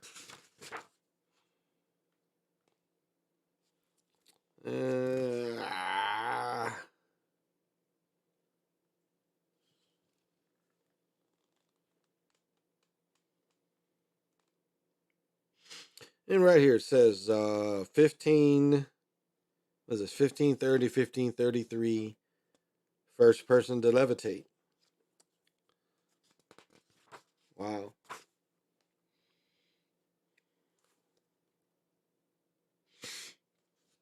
So, here's another. Okay, right here. Here we go. Starts with John the Baptist. Common Era, 30 to 36 BC. His set was the Johnians, Medians.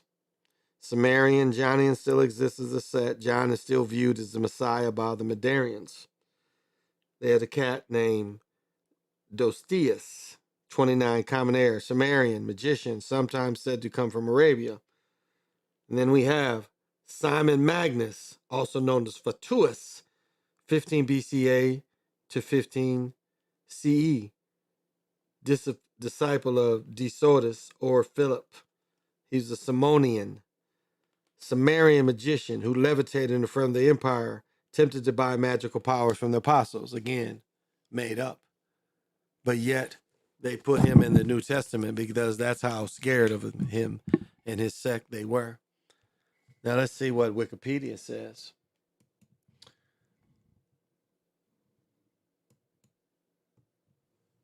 Well, let's see what they say. And I've never seen this. A picture of him.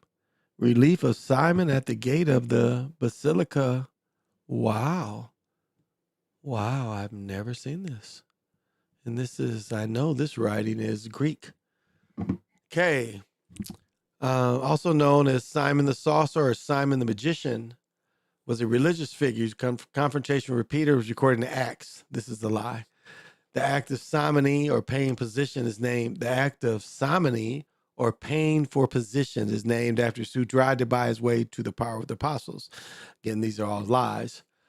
According to Acts, Simon was Sumerian Magnus, a religious figure of the first century, and a convert to Christianity. Baptized by Philip, Simon later clashed with Peter. See, again, they made this up much later. Surviving traditions appear in Orthodox texts such as those of Irenaeus. He is often described as founder of Gnosticism, which has been accepted from some by scholars. Justin himself, the native Sumerian, nearly all of Sumerians in his time were adherents to certain Simon of Galata, village not far from the Flavius, they called him. Irenaeus being founder of the sect of Simonians. In the pinnacle works, Act of Peter, see right here again, nothing about him flying. Isn't that interesting? Nothing about him flying. Simon confronted Peter, sorcery. This is such made up in Acts. Joseph mentioned a magician named Peter as being involved with the Felix. Again, Felix is probably Fatuus' name. Isn't that funny? Nothing about him flying. Okay. Arenas are the first to recount the myth of Simon and Helen became the center of, which makes us first person in several places. Describe God, his first thought, Enoma, which was female, blah, blah, blah. The first thought, the lower, nothing about flying. Wow. Other expression word, creating angels, blah, blah, blah. In the account of Simon, there's a large portion common. Almost all forms of Gnostic myth together with something special to form they have in common with a place to work creation, believing in the female principle, ignorance, the rules of the lower world, but nothing about flying. Wow. They're trying to write this out of history. He came to Rome and fell out with the apostles. Yeah. They say he couldn't fly, but no one's talking about flying here. Wow. Nothing about flying. Here, the death of Simon because he couldn't fly according to Peter. Oh, this says nothing about what I just told you. Says he's going to translate it to heaven was actually, okay, let's say, okay. Sarah Jerusalem, okay, this is much later in his life. Lectures of Manchurians by Michael Churians. Trial here. See, Simon Magnus says that given he was going to be translated to heaven, was actually careened through air in the chariot drawn by demons when Peter and Paul knelt down and prayed, and they're taking him down. Again, this is the negative aspect of him being flying. They said if he could fly, it had to be demons. Yeah, that wasn't the way I got it. And this story we know is not true. Yeah, he couldn't fly, and then they stoned him. Let's see. The pseudo recognition, Count Simon, his teachings regarding the Simonians. They are uncertain. Simon was Samaritan, the native of Gita. The name of the father was Autonomous. His mother was Rachel. He studied Greek in Alexandria, went down to Alexandria. Power and magic, became ambitious. He wished to consider the higher power even than the God who created the world. And sometimes he darkly hinted that him himself was the Christ, calling himself the standing one. Again, Christ wouldn't have existed. See, this is a lie because the Christ wouldn't have existed. He was just saying the standing one. Now, I'm going to write that down. I like that.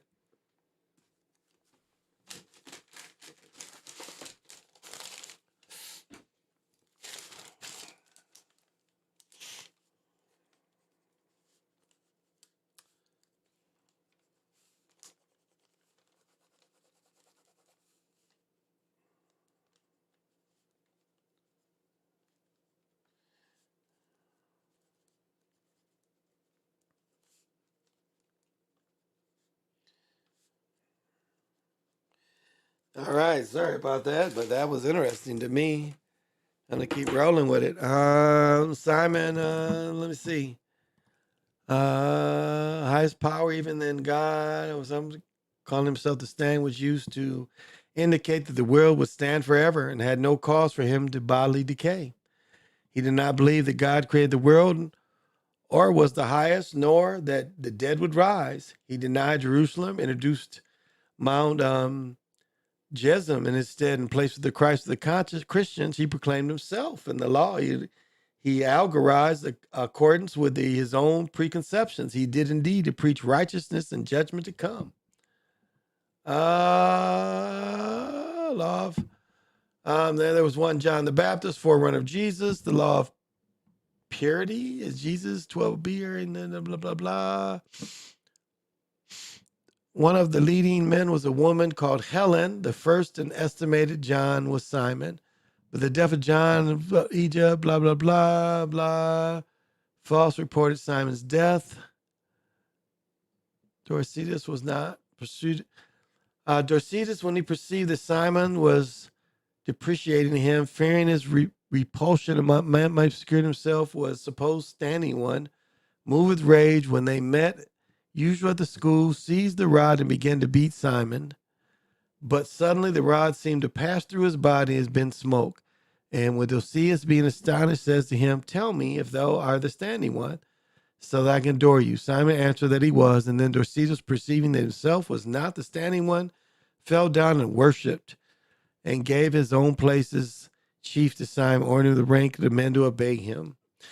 The encounter was the beginning of the set of the Samaritans. The narrative goes by and says that Simon, having fallen in love with Helen, took about with him, saying that she came down the world from the highest heavens and was with his mistress, and so much as she was with Sophia, mother of all. Okay. And that the Greeks, barbarians, fought the Trojan War, defending with Helen. Okay. First God, Simon deceived. Okay. By such out, he didn't deceive anybody. He astonished them by his magic. He made a familiar spirit of himself by conjuring the soul of a boy, keeping his image in his bedroom, and many. What? Okay, check this out. A description is given how he made a familiar spirit for himself by conjuring the soul out of a boy and keeping the image in his bedroom. And many instances of his fear of magic are given. What the fuck does that even mean? See, that's some bullshit. Writing used, members of the Ebonite sect, Paul and Peter confront Simon. Yeah, okay. That's much later. Yeah, there's things with Simon and Peter. Anti-Max. Druidism came to associate with it. He said to come to the aid of the Druid. Okay, never heard that before. Rome. So you can do your own history, what you feel. But yeah, nothing of levitation, nothing of flying. Isn't that interesting? See how they want to change history, and they give you a picture, but they take away that this is the only person they ever said they could fly. Look at this. Nothing about flying. Nothing. Or yeah, nothing about flying.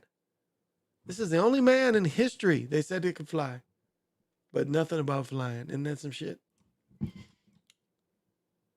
That is some shit to me, y'all.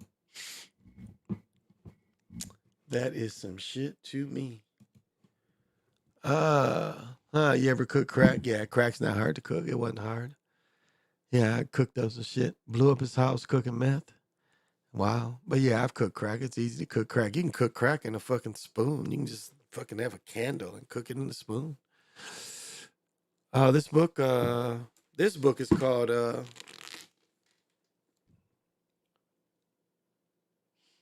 Magician's Table. And Lisi gives him, who levitated in front of, so he flew. He flew in front of witnesses. And he's the only man that can fly.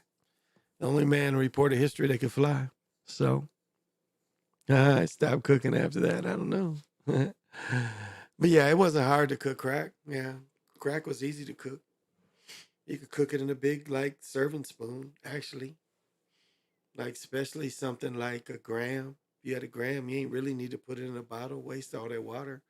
You could just put it in a big-ass spoon and, put about a half a thing of powder over it and just cook it in a spoon, get it hot on the candle. Turn it over, and fucking, do it like that. That's you're trying to blow it up with some 7-Up or something like that, make it more. How you could cheat people. That's what people would do. That's what they call blowing up. You mixed it, instead of using baking powder, you fucking use 7-Up. Cook the crack with 7-Up. Put the sugar in it instead. The sugar would join the crack. Make it look like you got more, but it wasn't as potent. But cracking itself. Oh, I bet he did. I bet he stopped cooking after that. He blew the crib up. But yeah, there's no risk. I mean, it's just you had to have a Misty coffee pot or any pot. Didn't really stick in any pot. Depend. Just get it hot. Put enough powder in there. Pretty easy, simple. Simple, anybody to do. Once everybody knew how to do it, and you just need a baking soda. It's not like, base cocaine, which is much harder, to process. That's what Whitney Houston and well, they probably did it all, but they probably was, addicted to base cocaine. Like I'm hearing all these stories now about Prince and what an addict Prince was. Not surprised. Because, Prince and Michael Jackson was a few years older than me, and they both went through the pain pills, the coke. They all went through that. Hard to avoid. It's very hard to avoid. And both of them, I know personally that both of them fell, despite them having everything. Both of them became addicts. And it's obvious. I mean, Michael Jackson couldn't even get deep sleep anymore unless he was drugged. And that's sick. And that's sad. Not being satisfied, just laying there. If you're not heavily drugged, you can't just lay there and be okay with it. And Prince, the same thing. He went through the same thing. I mean, luckily, Eddie Murphy, Charlie Murphy tells you he was on shit. Now, it doesn't seem like he says Eddie wasn't, but Charlie wasn't. A lot of people around Eddie was on it. So it's good he was able to survive. Because a lot of people didn't. Addiction took people out.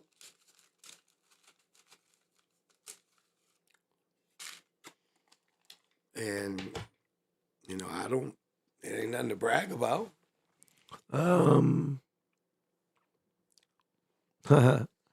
had a dude give me a car. I had a guy give me a car. Nice little Nissan. That motherfucker ran forever. But yeah, I had a dude give me a car. What did I give him? Wasn't much. Like a 16, which is like a gram and a half. Yeah, I gave him like a gram and a half of crack for a car. It was a little Nissan 2-door, maybe 4-door.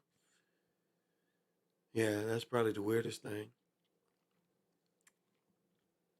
Yeah, gave me a car.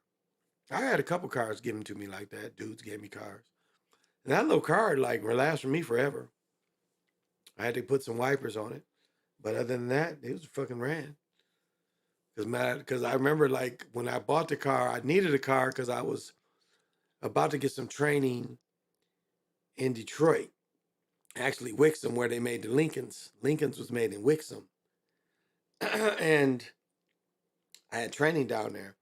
And I forget, it's like, because I ended up getting a little car, it saved me. I was able to make a profit off working because they paid me my gas mileage. And that little car, had a, golly, that little car rolled. And so, yeah, I think I gave him roughly $80 worth of crack fucking for that little car. I don't even remember what happened to it. It never broke down. I think somebody bought it for me. I'm trying to think what happened to that little car because it didn't break down. Yeah, that was probably the most craziest thing. So,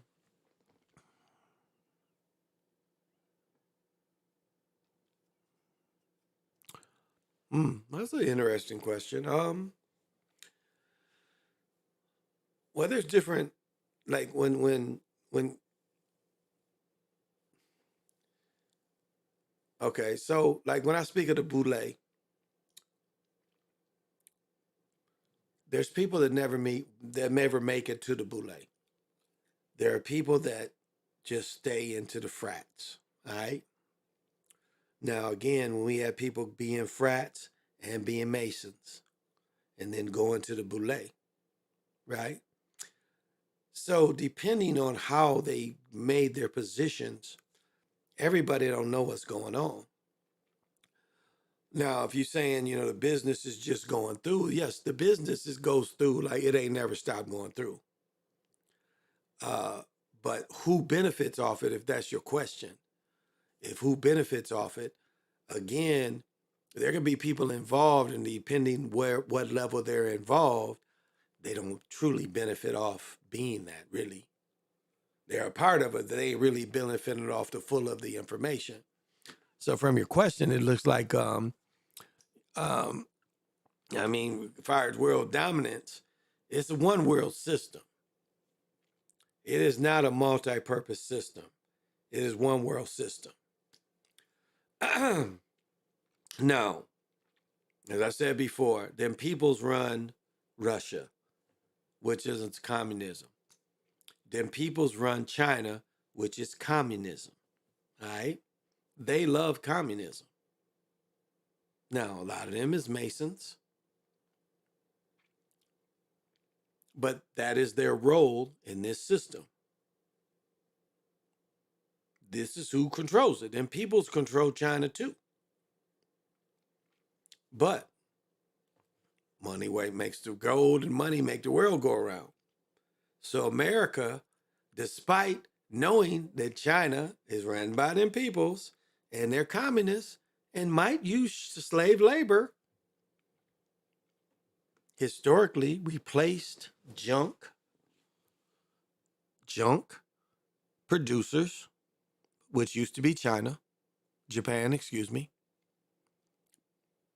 And when Japan made junk, they cost much cheaper than what we pay.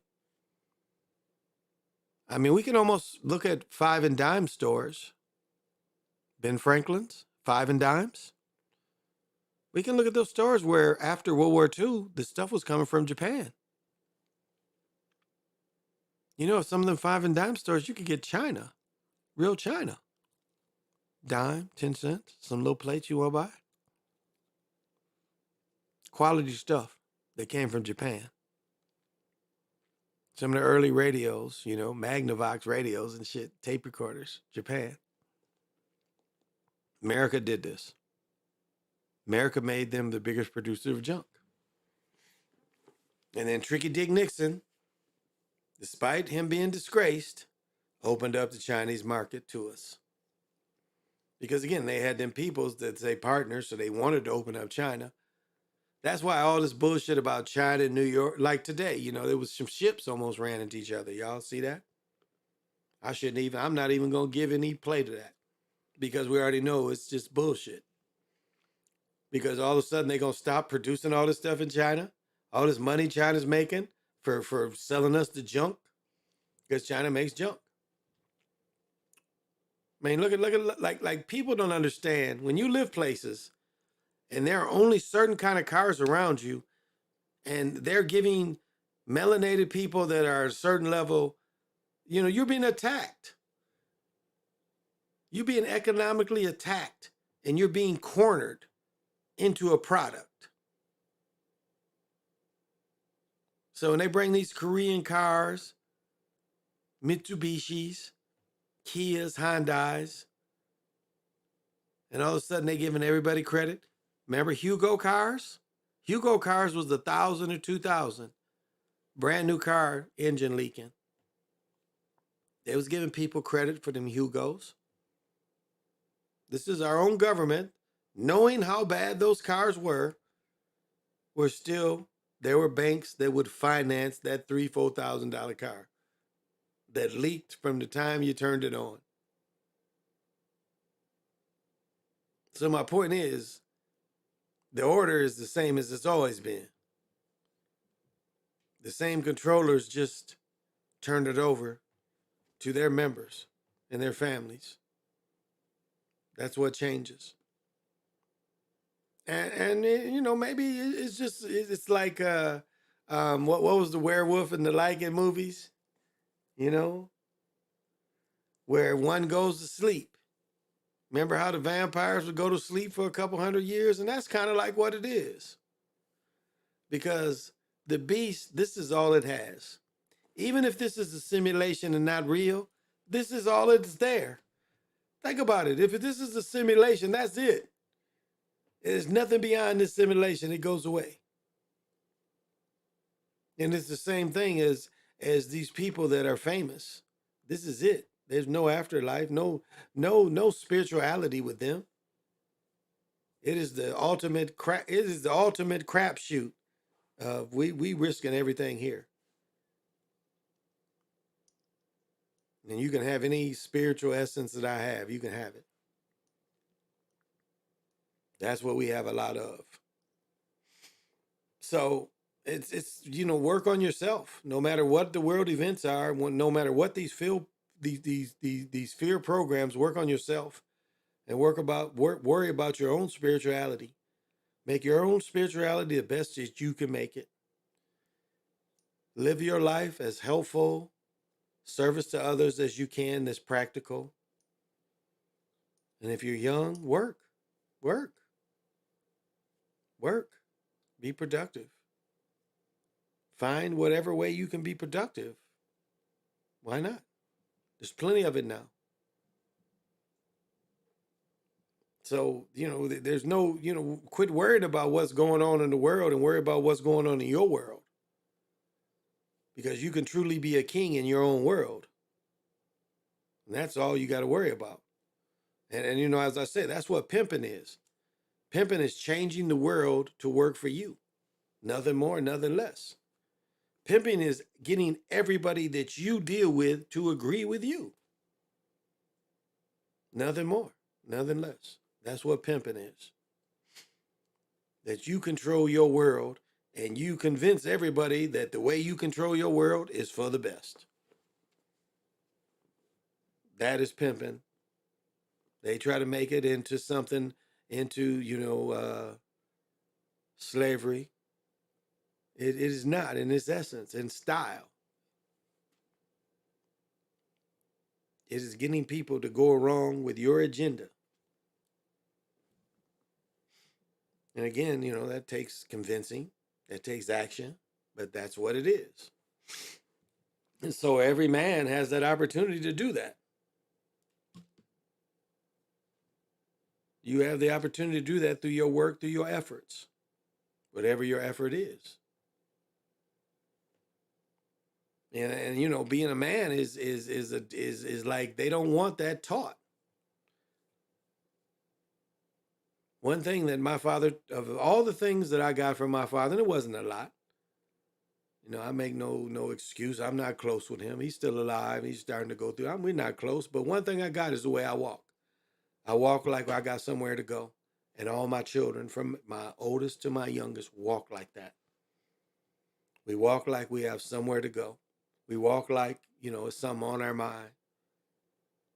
And that's one thing I'm thankful that, that he got, that he gave me. I'm thankful for that little bit. That I walk with my head high like I got somewhere to go.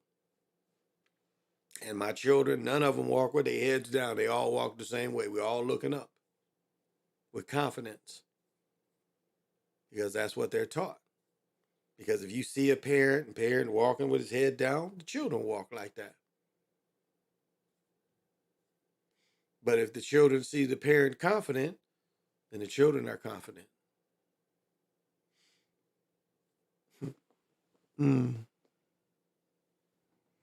Nah, it's cool. It's just,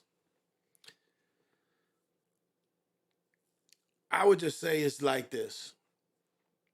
I would say like this. My father would like argue and say that, we got all these guns, and if it came down to it, as a family, we would all shoot it out. And the disappointment came with after people shot me, tried to shoot and kill me, and I held my own. And at the same time, my ex-wife, and it's really, this is timing. At the same time, this motherfucker damn near burned down my house that my ex-wife and my son lived in, We were separated. I don't think we were divorced at the time. So at one point, I've survived being people trying to kill me. And at the same time, my ex-wife and my son, their house caught on fire. And so this is a very true story. So do you understand when you're in a shootout with people and people are shooting at you, that just don't go away in a couple of days. And then to come to find out, because the dude that burned down, caught the house on fire, like I literally, like they had to pull me off him. He said some bullshit and I jumped on him in the street and was like on him, like motherfucker, I really was about to kill him because I was like, you getting, So she's living with my parents, my stepmother and my father. And again, this is like 93, 94. And I'm sitting there talking to them, and my father comes to me and tells me that his wife feels nervous that I'm there. She feels that by me sitting there, the people that shot at me might come shoot the house up with them. And she wanted me to leave. It's a true story. And this punk ass, I call my father a punk ass nigga. That's what he told me. The same man that said if we ever had to fight, we would fight together. He turned into a hoe. And he wasn't willing to fight with me when it became real. Not understanding that, I've been hit on two fronts. Hell, my fucking wife is my ex-wife, or we might have been divorced, and I don't know, but my fucking wife and son are living with you, motherfucker. So that was one of the many obstacles that we've had throughout our lives. So now what I just told, hey, it's not slanted. That's the story. And there's a few other things that, that just shows.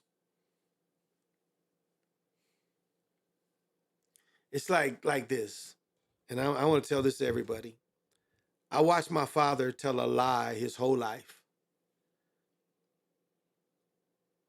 And don't fall into this trap of watching people lie about not doing shit.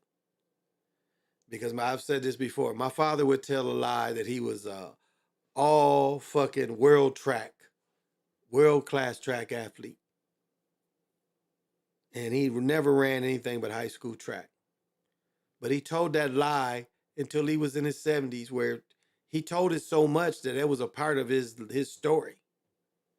You know how niggas just lie because their life wasn't enough, so they got to make up shit? And the lie is told for so long I mean, my father tells me this story. We talk, because I think before his dementia kicked in, he was asking about me. So my stepmother had him call me, and we just talking about like we can't run really. I'm getting to the point where I can run again, but not running. And he was telling me a story about running, and then he tells back, and he goes back, well, I used to be a world-class track athlete. And see, that's where this nigga had forgot that I knew his story. But he had told the lie so many times, and nobody questioned when he told the lie. Because he had told the lie since he was 18 years old. This man had told a lie for 50, 60 years. So he tried to create his own history. I ain't got to tell none of the lies about none of my sports things. Because I got a book over there that I can show you that show the shit I did. I'm the scrapbook kind of nigga. I got a book over there to show you the shit. So I ain't got to make up no shit. But I looked at a man that I watched him for years lie about the shit because he wanted to be what I was. And so I think some ways he resented what I was.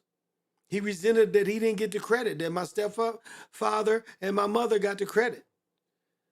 Because, when children do well, there's people in the stands. When you're in the junior high and high school and children do well, there's people in the stands that, hey, your son did good.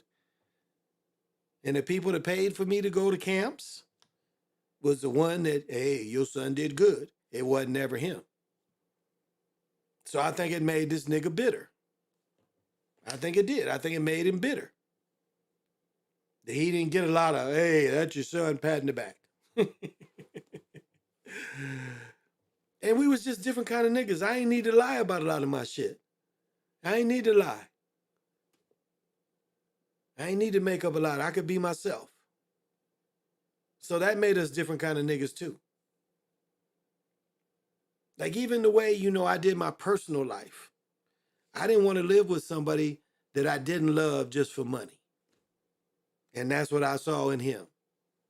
He wanted to live for comfort. Luckily he married a millionaire. He married a millionaire's daughter. So in his mind, he knew that eventually he would get part of millions of dollars. Instead of going with his girlfriend that he loved. He went for comfort. And now he's got dementia. The money don't mean shit to him because the money is run by my stepmother. Now, if she's helped my other children, God bless you. I'm doing well. You don't need to buy me a house like you bought your children. You don't need to buy me a house. I'm doing well. Thank you, though. Thank you. Thank you for helping my children. And if you help my children, that's helping me. So that ain't no shade thrown to her, but that's the truth. So I am joyful. I'm probably going to see him in a few weeks. Hopefully, I'm gonna go see him. Maybe not. I'm going to Chicago. I don't know if I'm gonna go to Michigan or not, but I'm gonna go to Chicago in a couple weeks. This is my birthday month. I'm gonna get it on every day, and hopefully, I can meet some good people in Chicago and make a good show. So hopefully, yeah.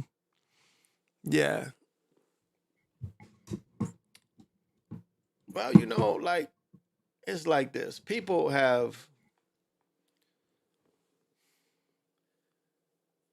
I don't know, people have ideas of what should be a perfect relationship with people. And there's perimeters. And so sometimes when young people don't live in the perimeters of what the parents think, the parents, cut the children off. If their perimeters is not within what they thought, they'll cut children off. And this is what like the baby boomer or the generation beside, well, trying to think when the baby boomers started, they started in 48. Yeah. And so some of the baby boomer society, if they didn't agree with you, the only way they could really, this is what they think. They think the only way they can hurt you or control you is by not spreading the bread. That's what they think. That's the thing, is like, well, we won't give you opportunity. We know we can give you opportunity. I have the ability to help you, but because you didn't follow what we wanted you to follow, we'll cut out the bread. And the best situation to be is like, well, fuck you. You keep your bread. I didn't need your bread in the first place. That's the best way to be. It's like the best way is to come to these people and like, I don't need shit from you. I'm just coming to say hello. See how your energy is. And that fucks them up. Because these people that sit on their high horse are so used to people, hey, it's nice to see you, but I need this. And the way I look and the way I show myself, it don't look like I need shit. Right? The way you see me now, I look like this every day. I mean, my magnificent dress and everything, I'm like that all the time. So how would I look, asking for something? I don't present myself like I need anything. I mean, I joke and stuff about, when the Mitsubishi Mirage and shit. But, really, I don't ever come on here asking for anything. I appreciate when people do. As I said before, I don't try to monetize these, and I haven't made a sports video in a couple weeks, maybe a month. So it's, I have everything I need. And I appreciate the people that support. Don't think I don't, but I do. But I don't come on here, needing to ask people. I don't care if you hit thumbs up or it doesn't matter. You just, whatever you watch it, and that's great. And see, that's how people really think they can affect you. It's like one casualty. The casualty of all this is my children. My children live here. My stepmother and my father have cut off those children. They have paid the college education of two of my sons. They've paid for their education. They're going to pay for their well, my daughter doesn't really need it. She's getting scholarships. But they've cut off these children here because they don't deal with me. Now that's what's sad. And some of my children, have been to Michigan and back, and they don't feel comfortable going to see them. They don't feel that they're welcome. They don't feel that these people have made a effort to know them. And so when those people die, my children here don't care. They're like, okay. I mean, I'm expected, like when my father dies, I know that I'm expected to go, but I mean, what effort has he put to me since I've lived here in the 16 years? I talk to my mother every day. And I've lived here for 16 years, and I think we've talked 4 or 5 times. But yet I would be seen as the bad guy if I don't go. Whenever he does pass, That's how would we be perceived. I remember but this is what's funny. My ex-wife told me, well, you don't think you're in his will? Like, I don't give a fuck. That's what I told her. Like, why do I care about that? Why are you in the will? You ain't even related. Why would you be in the will? You ain't related. Your children are related, but not you. Why would you know anything about this motherfucker's will?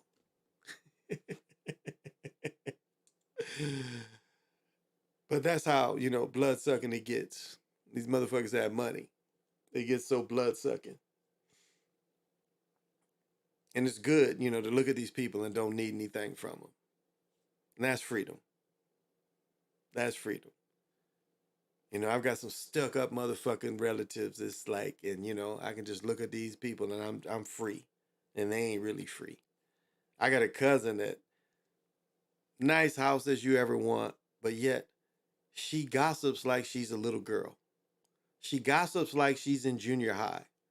It's like I hate being around this bitch because every time she talks, it's some local gossip that I don't give a fuck about.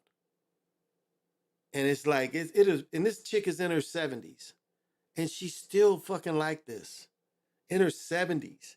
She lives in Kalamazoo, Michigan, and she can tell you Kalamazoo, Michigan nigga gossip that a 70-year-old would know. Now, you know how sad that is. That at 70 years old, you still think you got to gossip about fucking people to make yourself feel better. And that's how some of these people live. You know, every day they want to know what's fresh. They can say some shit about somebody that's negative and be the first to want to say some negative shit about somebody. Or if they find some negative, they be like, hey, here's some negative shit right here. You need to see this. And what gets sad is like they would report the negative shit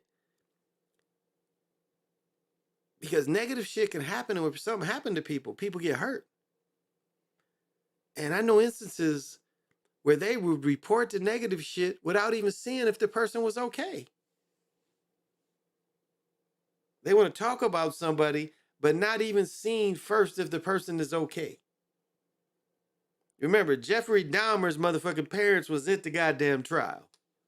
So I ain't never did anything worse as Jeffrey Dahmer for my parents. If I was doing something, they couldn't sit there and say, hey. Any of my family couldn't sit there and say, well, you know, he turned right when he should have went left.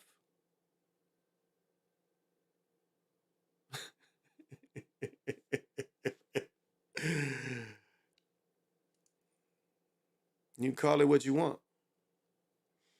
My place, my role is just to make me better every day, to make my vibration higher every day. That's it. And what I give freely, if anybody can build on that, then that's, you know, that's good. That's what it is. You can build freely on that. You know, my vibration has changed. I mean, we all evolve, and we all try to, you know, not be, make the same mistakes over and over again, right? We try to build each other up and learn. And then finally, when you get your stride and you get, and you know, you can get into perfection. And that's nothing to brag about. We can all live into perfection. And perfection doesn't mean perfect. It means you're getting it right most of the time. Like, okay, you know, simple thing like this is like, technically this book is not perfect, right? But it's good enough to use. It's perfect enough. And so that's what most of our lives are. Most of our lives are perfect enough. And then that's what you build on. You build on the good that you do. And if you recognize your faults or your weaknesses, understand those. Understand your weaknesses, your biases. I mean, I'm racist as a motherfucker. I am very racist. And I have to work on that. But I am extremely racist. And I try, because I have friends out there, I try not to let it go into this work. I try to be thoughtful about that. Because I haven't been harmed by individuals. I've been harmed by the beast. And I understand that.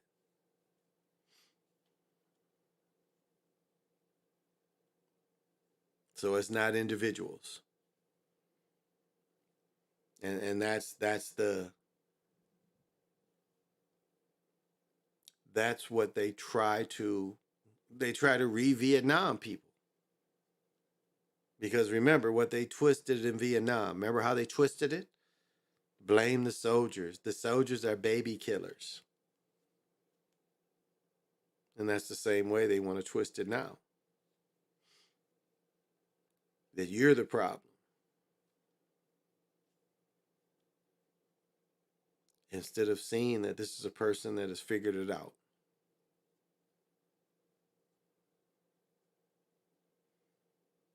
And this is a person that sees things as they are. And which is not really good some of the times. Because once you see everything clearly, which is gnosis. That's gnosis. That you see it clearly. It's not really waking up, it's gnosis. See, they took that word waking up and turned it into liberal. But it's gnosis. Gnosis. Once you reach that point. And there's no religion or anything. It's just you see the way this thing really moves. And then once you get that gnosis, the knowing, The world should work for you.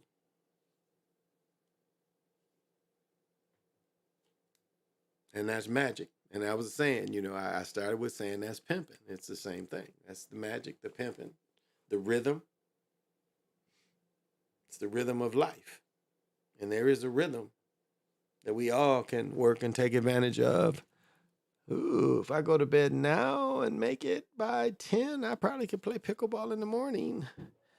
Let me see the weather. I just have fun. What is the weather? It's supposed to rain, and it did not rain yet. Because I'll fuck around and go drink some coffee and be up all motherfucking night. Shit, it ain't gonna rain in the morning. Ooh, it's gonna rain in the afternoon. No pickleball tomorrow afternoon. So yeah, if I can get my punk ass up, what is it, 4 my time? 5, 6, 7. I can get up at 8. I can play pickleball all morning. Because I haven't played since Wednesday. Yeah, that might be the ticket, y'all. I've been going for 3 hours. Oh, 2 hours and 40 minutes. Okay, bet. That is so cool. All right, I might do that. I didn't sleep very well last night, so no guarantee. I won't feel bad. I got this treadmill. I can do some miles on that. I can get my rope out, work on my arms. And it's funny. This is, I've even had to break this down.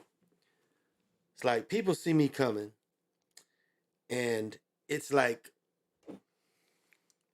everything.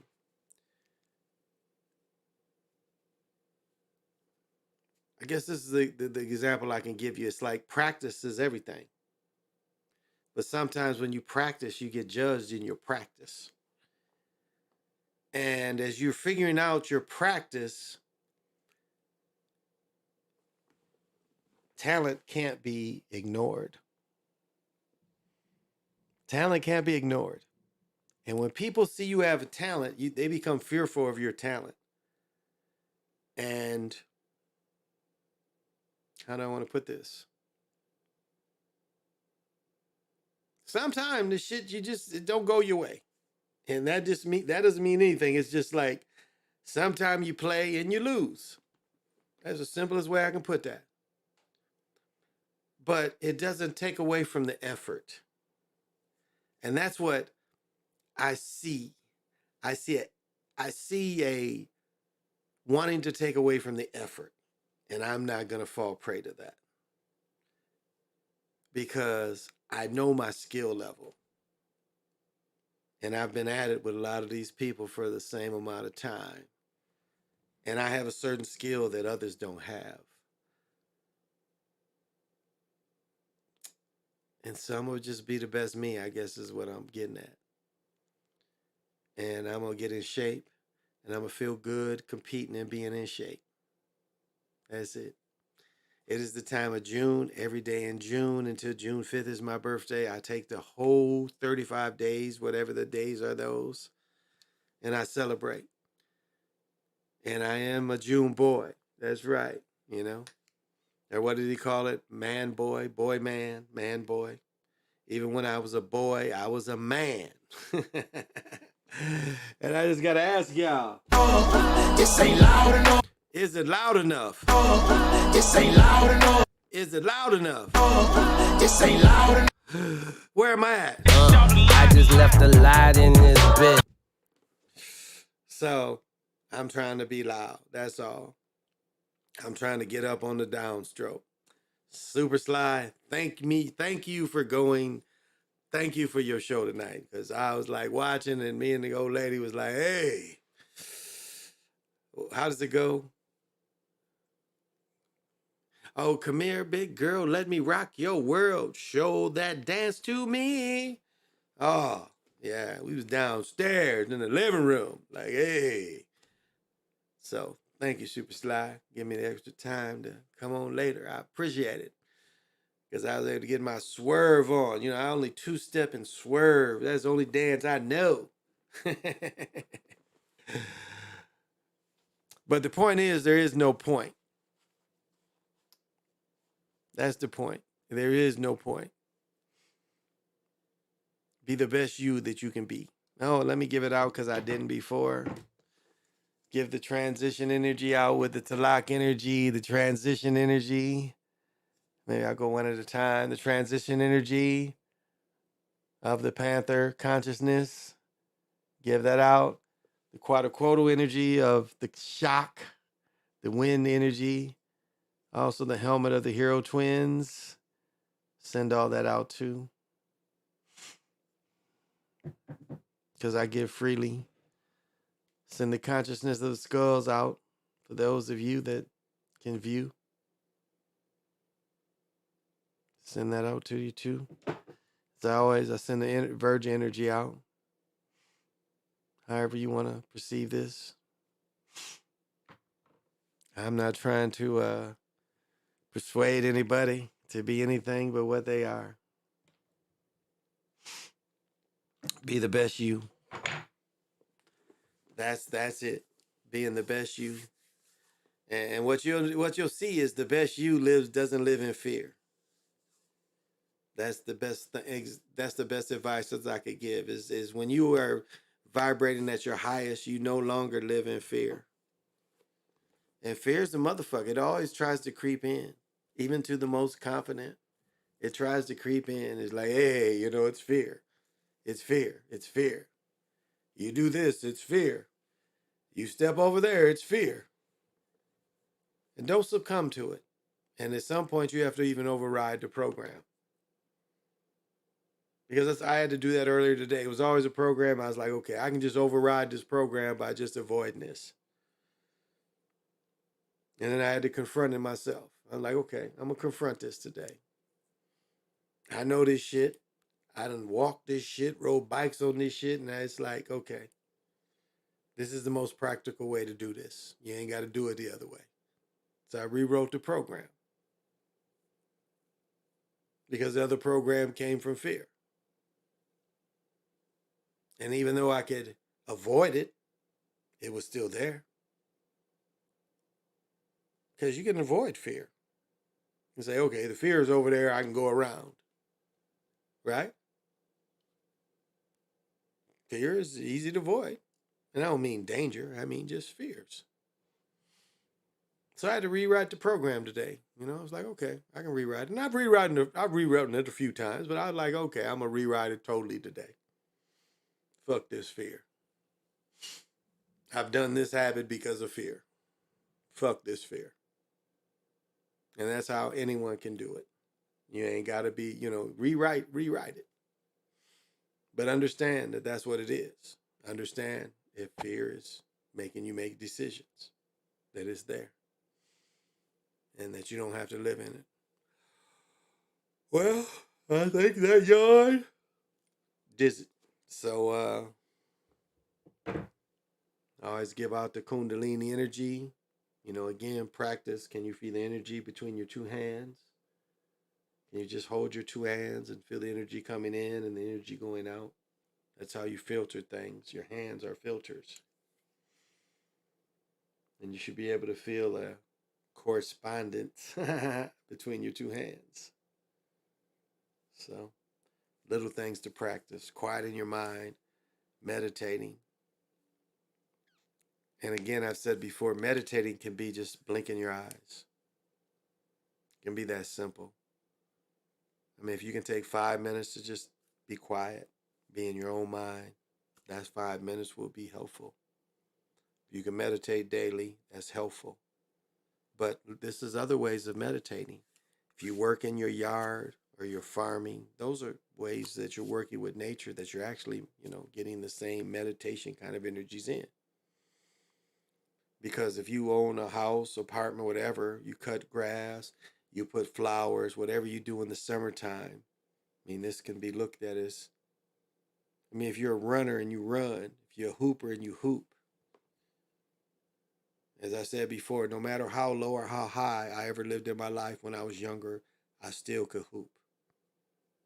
So it didn't matter if I was up here or I was down there. I still had where I could hoop to find my balance, to find some joy. It's like maybe everything else was going bad, but I still had my talent and my abilities. keep my mind active and run up and down, be part of the sacred ball game. It was something, no matter what station I was in life, no one could take that away from me. And it literally, you know, I had to break down to literally have that taken away from me.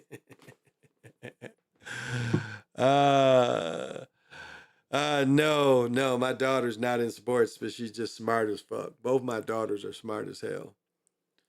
And no shade to my older daughter, but you know, because of who her mother is. But my two younger daughters, they got smart ass mamas. Their mamas. You know, my youngest daughter, shit, her aunt is a fucking doctor. So my youngest daughter is, and her mother's accountant. So, and you know, my daughter is 17 and she's already got a full academic scholarship that will take her into her doctorate. So yeah, she don't need to be in sports. But when you have two smart parents, you have smart children. If you have one dumb parent, you know, you shooting the dice. You are shooting the dice because you never know. You can have people that look like you, or you can have people that look like her and act like her. So, you know, that's kind of how it goes sometimes.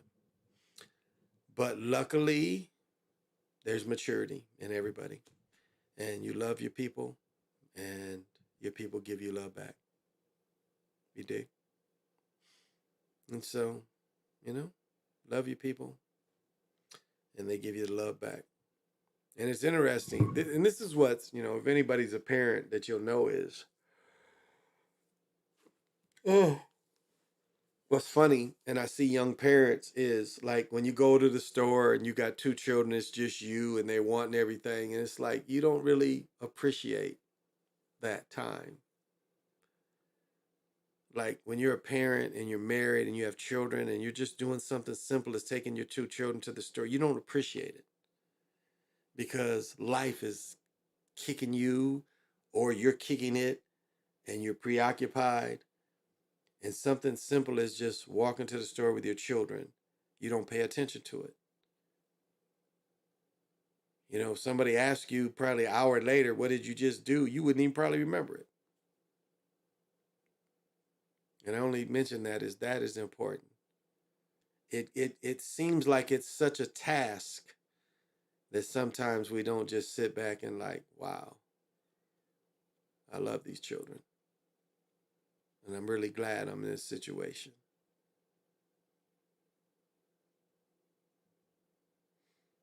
Yeah, that's a good feeling.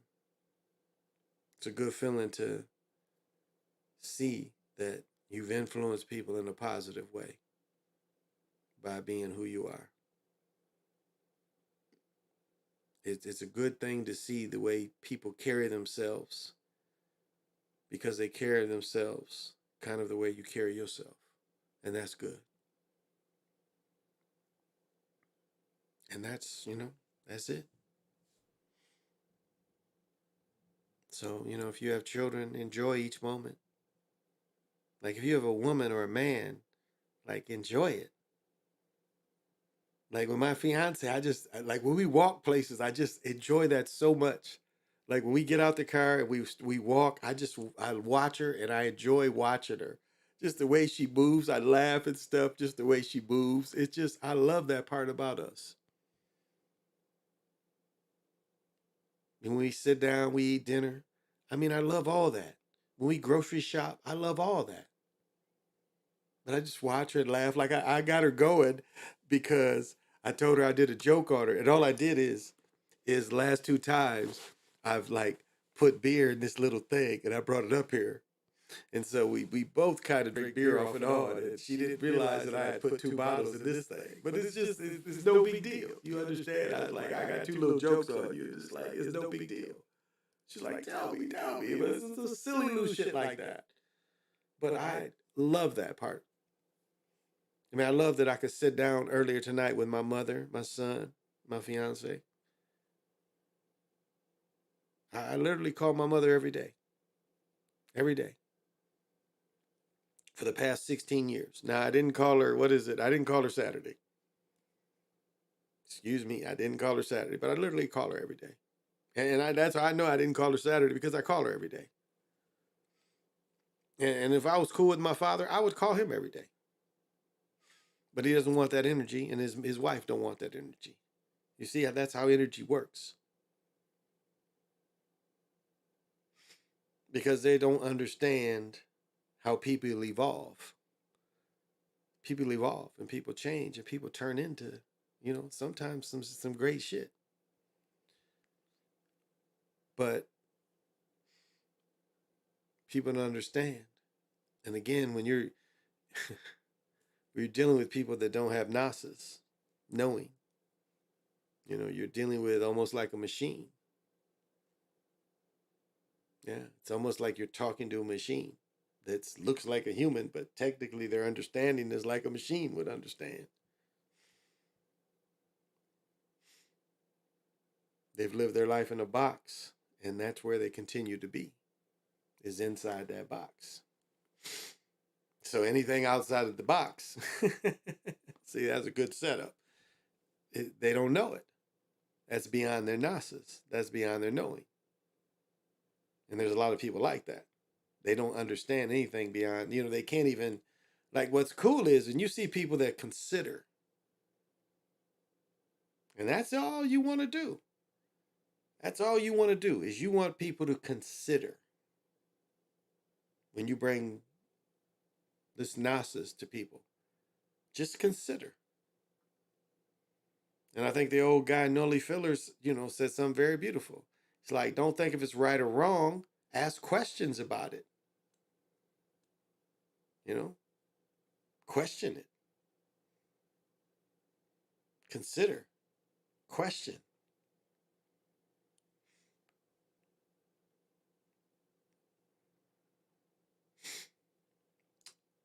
And I don't know. It works for me. It works for me. And the love I have in my heart for the ones that help me move the way, the effort that it took to bring me right at this point. I don't take away from that effort. And I appreciate whatever people did to bring me to this point. And so I do send that love out. Like I said, my stepfather, even though I'm not even cool with him, I think the world of him because from every game I ever played from 7th grade until my senior year in high school, and he even got to see me play in college, he was there.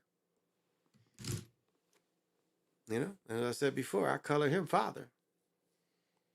I always, on Father's Day, I always give a shout out to his brother, my stepfather's brother, my uncle, because I was fucking choking on a chair and he saved me. I was going to die. I would have died. I would have choked to death and nobody would have noticed. I'd have choked to death on that porch. Nobody would even know. I'd have been a dead little 4-year-old, 5-year-old, because I choked on a chair. And my uncle changed history.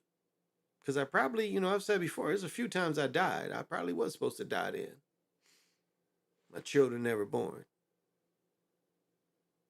It's probably a few times, I probably did die. Probably got hit by a car one time, racing across the highway. That story I did today, the little girl got hit. I still can't, I can explain why I didn't get hit. It was some kind of guidance and protection, but I think that's kind of, we get reset, almost like the games. We get reset. So, oh yeah, my only, it's funny, my 17-year-old daughter hasn't talked to me in a year. She's going through it. But yeah, the rest of my children I talk to. I talk to the rest of my children. And motherfucking children get busy. Children fucking get busy. That's what you got to understand. When people are adults, they have busy lives. They have busy lives. So I don't, my children my children are all grown, but 2. Now I get mad when my youngest ignores me when I help with the phone bill. It's a phone that I help pay for, and she ignores me when I call her. But if I don't call her, she tell her mom or dad, don't call me. You don't call me every day anymore. So I text her every day. I text her, call her every day, and that lets her know I'm thinking about her because we share custody of her. So yeah, I talk to and my all my 3 sons I've raised here. I have 3 sons that live here, and I have 2 sons in Michigan, and I talk to them all pretty regularly. Yeah. So now my youngest two that live here, I see them the most. I see them the most, no doubt. My other one, she lives with me part-time. And, my youngest son, I washed the nigga's clothes the other day. This nigga had like 2-3 loads of clothes I just washed. I see where he's got a bunch of clothes thrown in the middle of his front door. And I'm like, what the fuck is this shit? Yeah,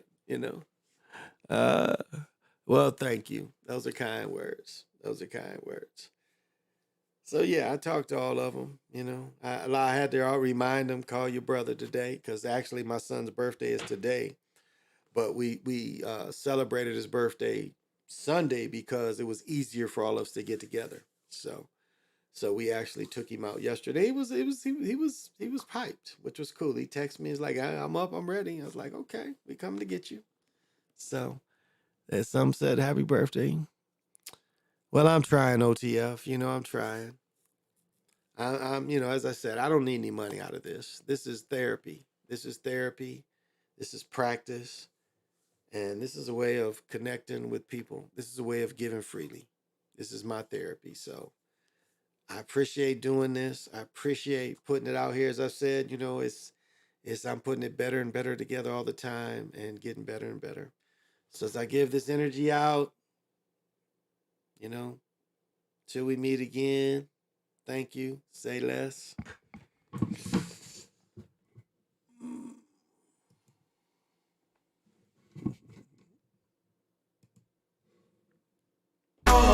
This ain't loud enough. This ain't loud enough. This ain't loud. I just left a. For what he has, he says that the only way that we can solve our problem is to unite together among ourselves, among our own kind, clean ourselves up, rid ourselves of the evils that we've become addicted to here in this society. Fuck up. Move the fuck back. Fuck up. Move the fuck back. Fuck up. Move the fuck back. Fuck up. Move the fuck back. Me and Bubba trying to rescue some kittens. Me and Bubba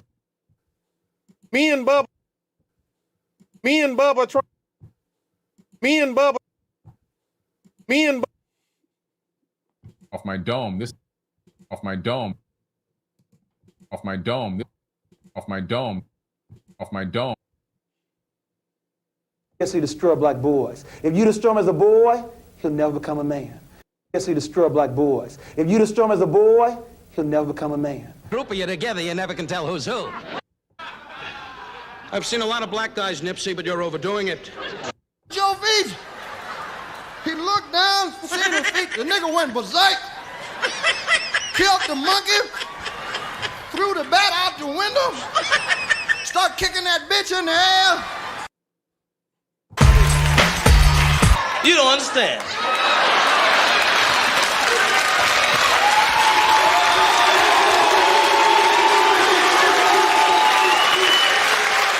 I ain't scared of you motherfuckers. It's cool enough just being cool, like I am, chilling. I mean, TikTok. I mean, TikTok. I mean, TikTok. I mean, TikTok. I mean, TikTok. You're a philosopher? Yes. You're a philosopher? Yes. You're a philosopher? Yes. You're a philosopher? Yes. I think very deeply. I think very deeply. And you two motherfuckers need Jesus. Hey, dance with me. Hey, dance with me. Yeah. Oh, yeah. Yeah. Oh, yeah. Oh, yeah. You're a hey, hey, hey, hey.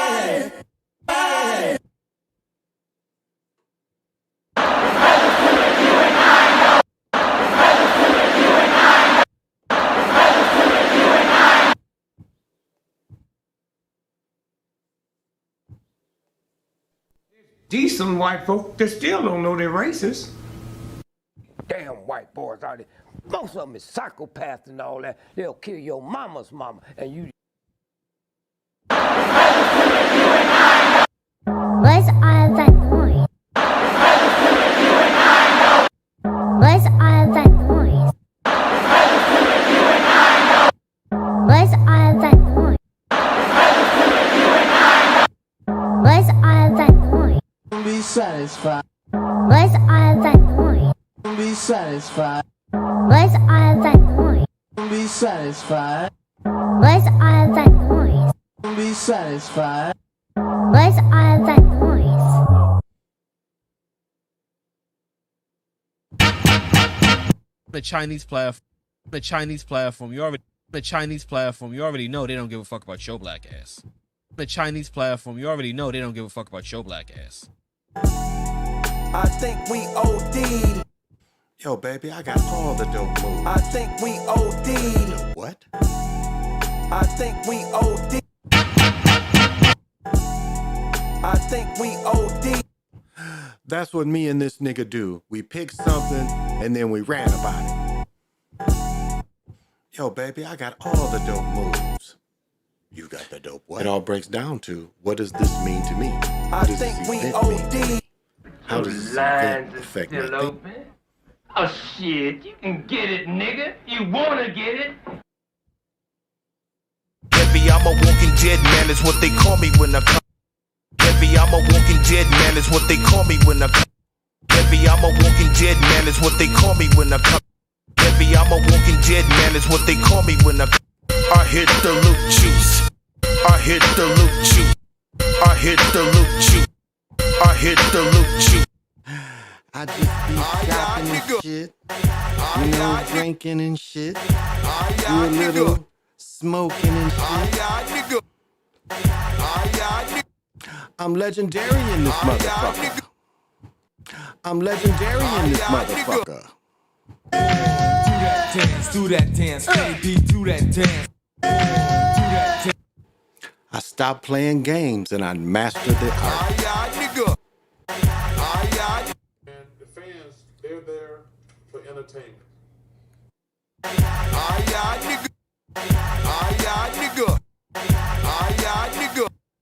hit the heavy, I'm a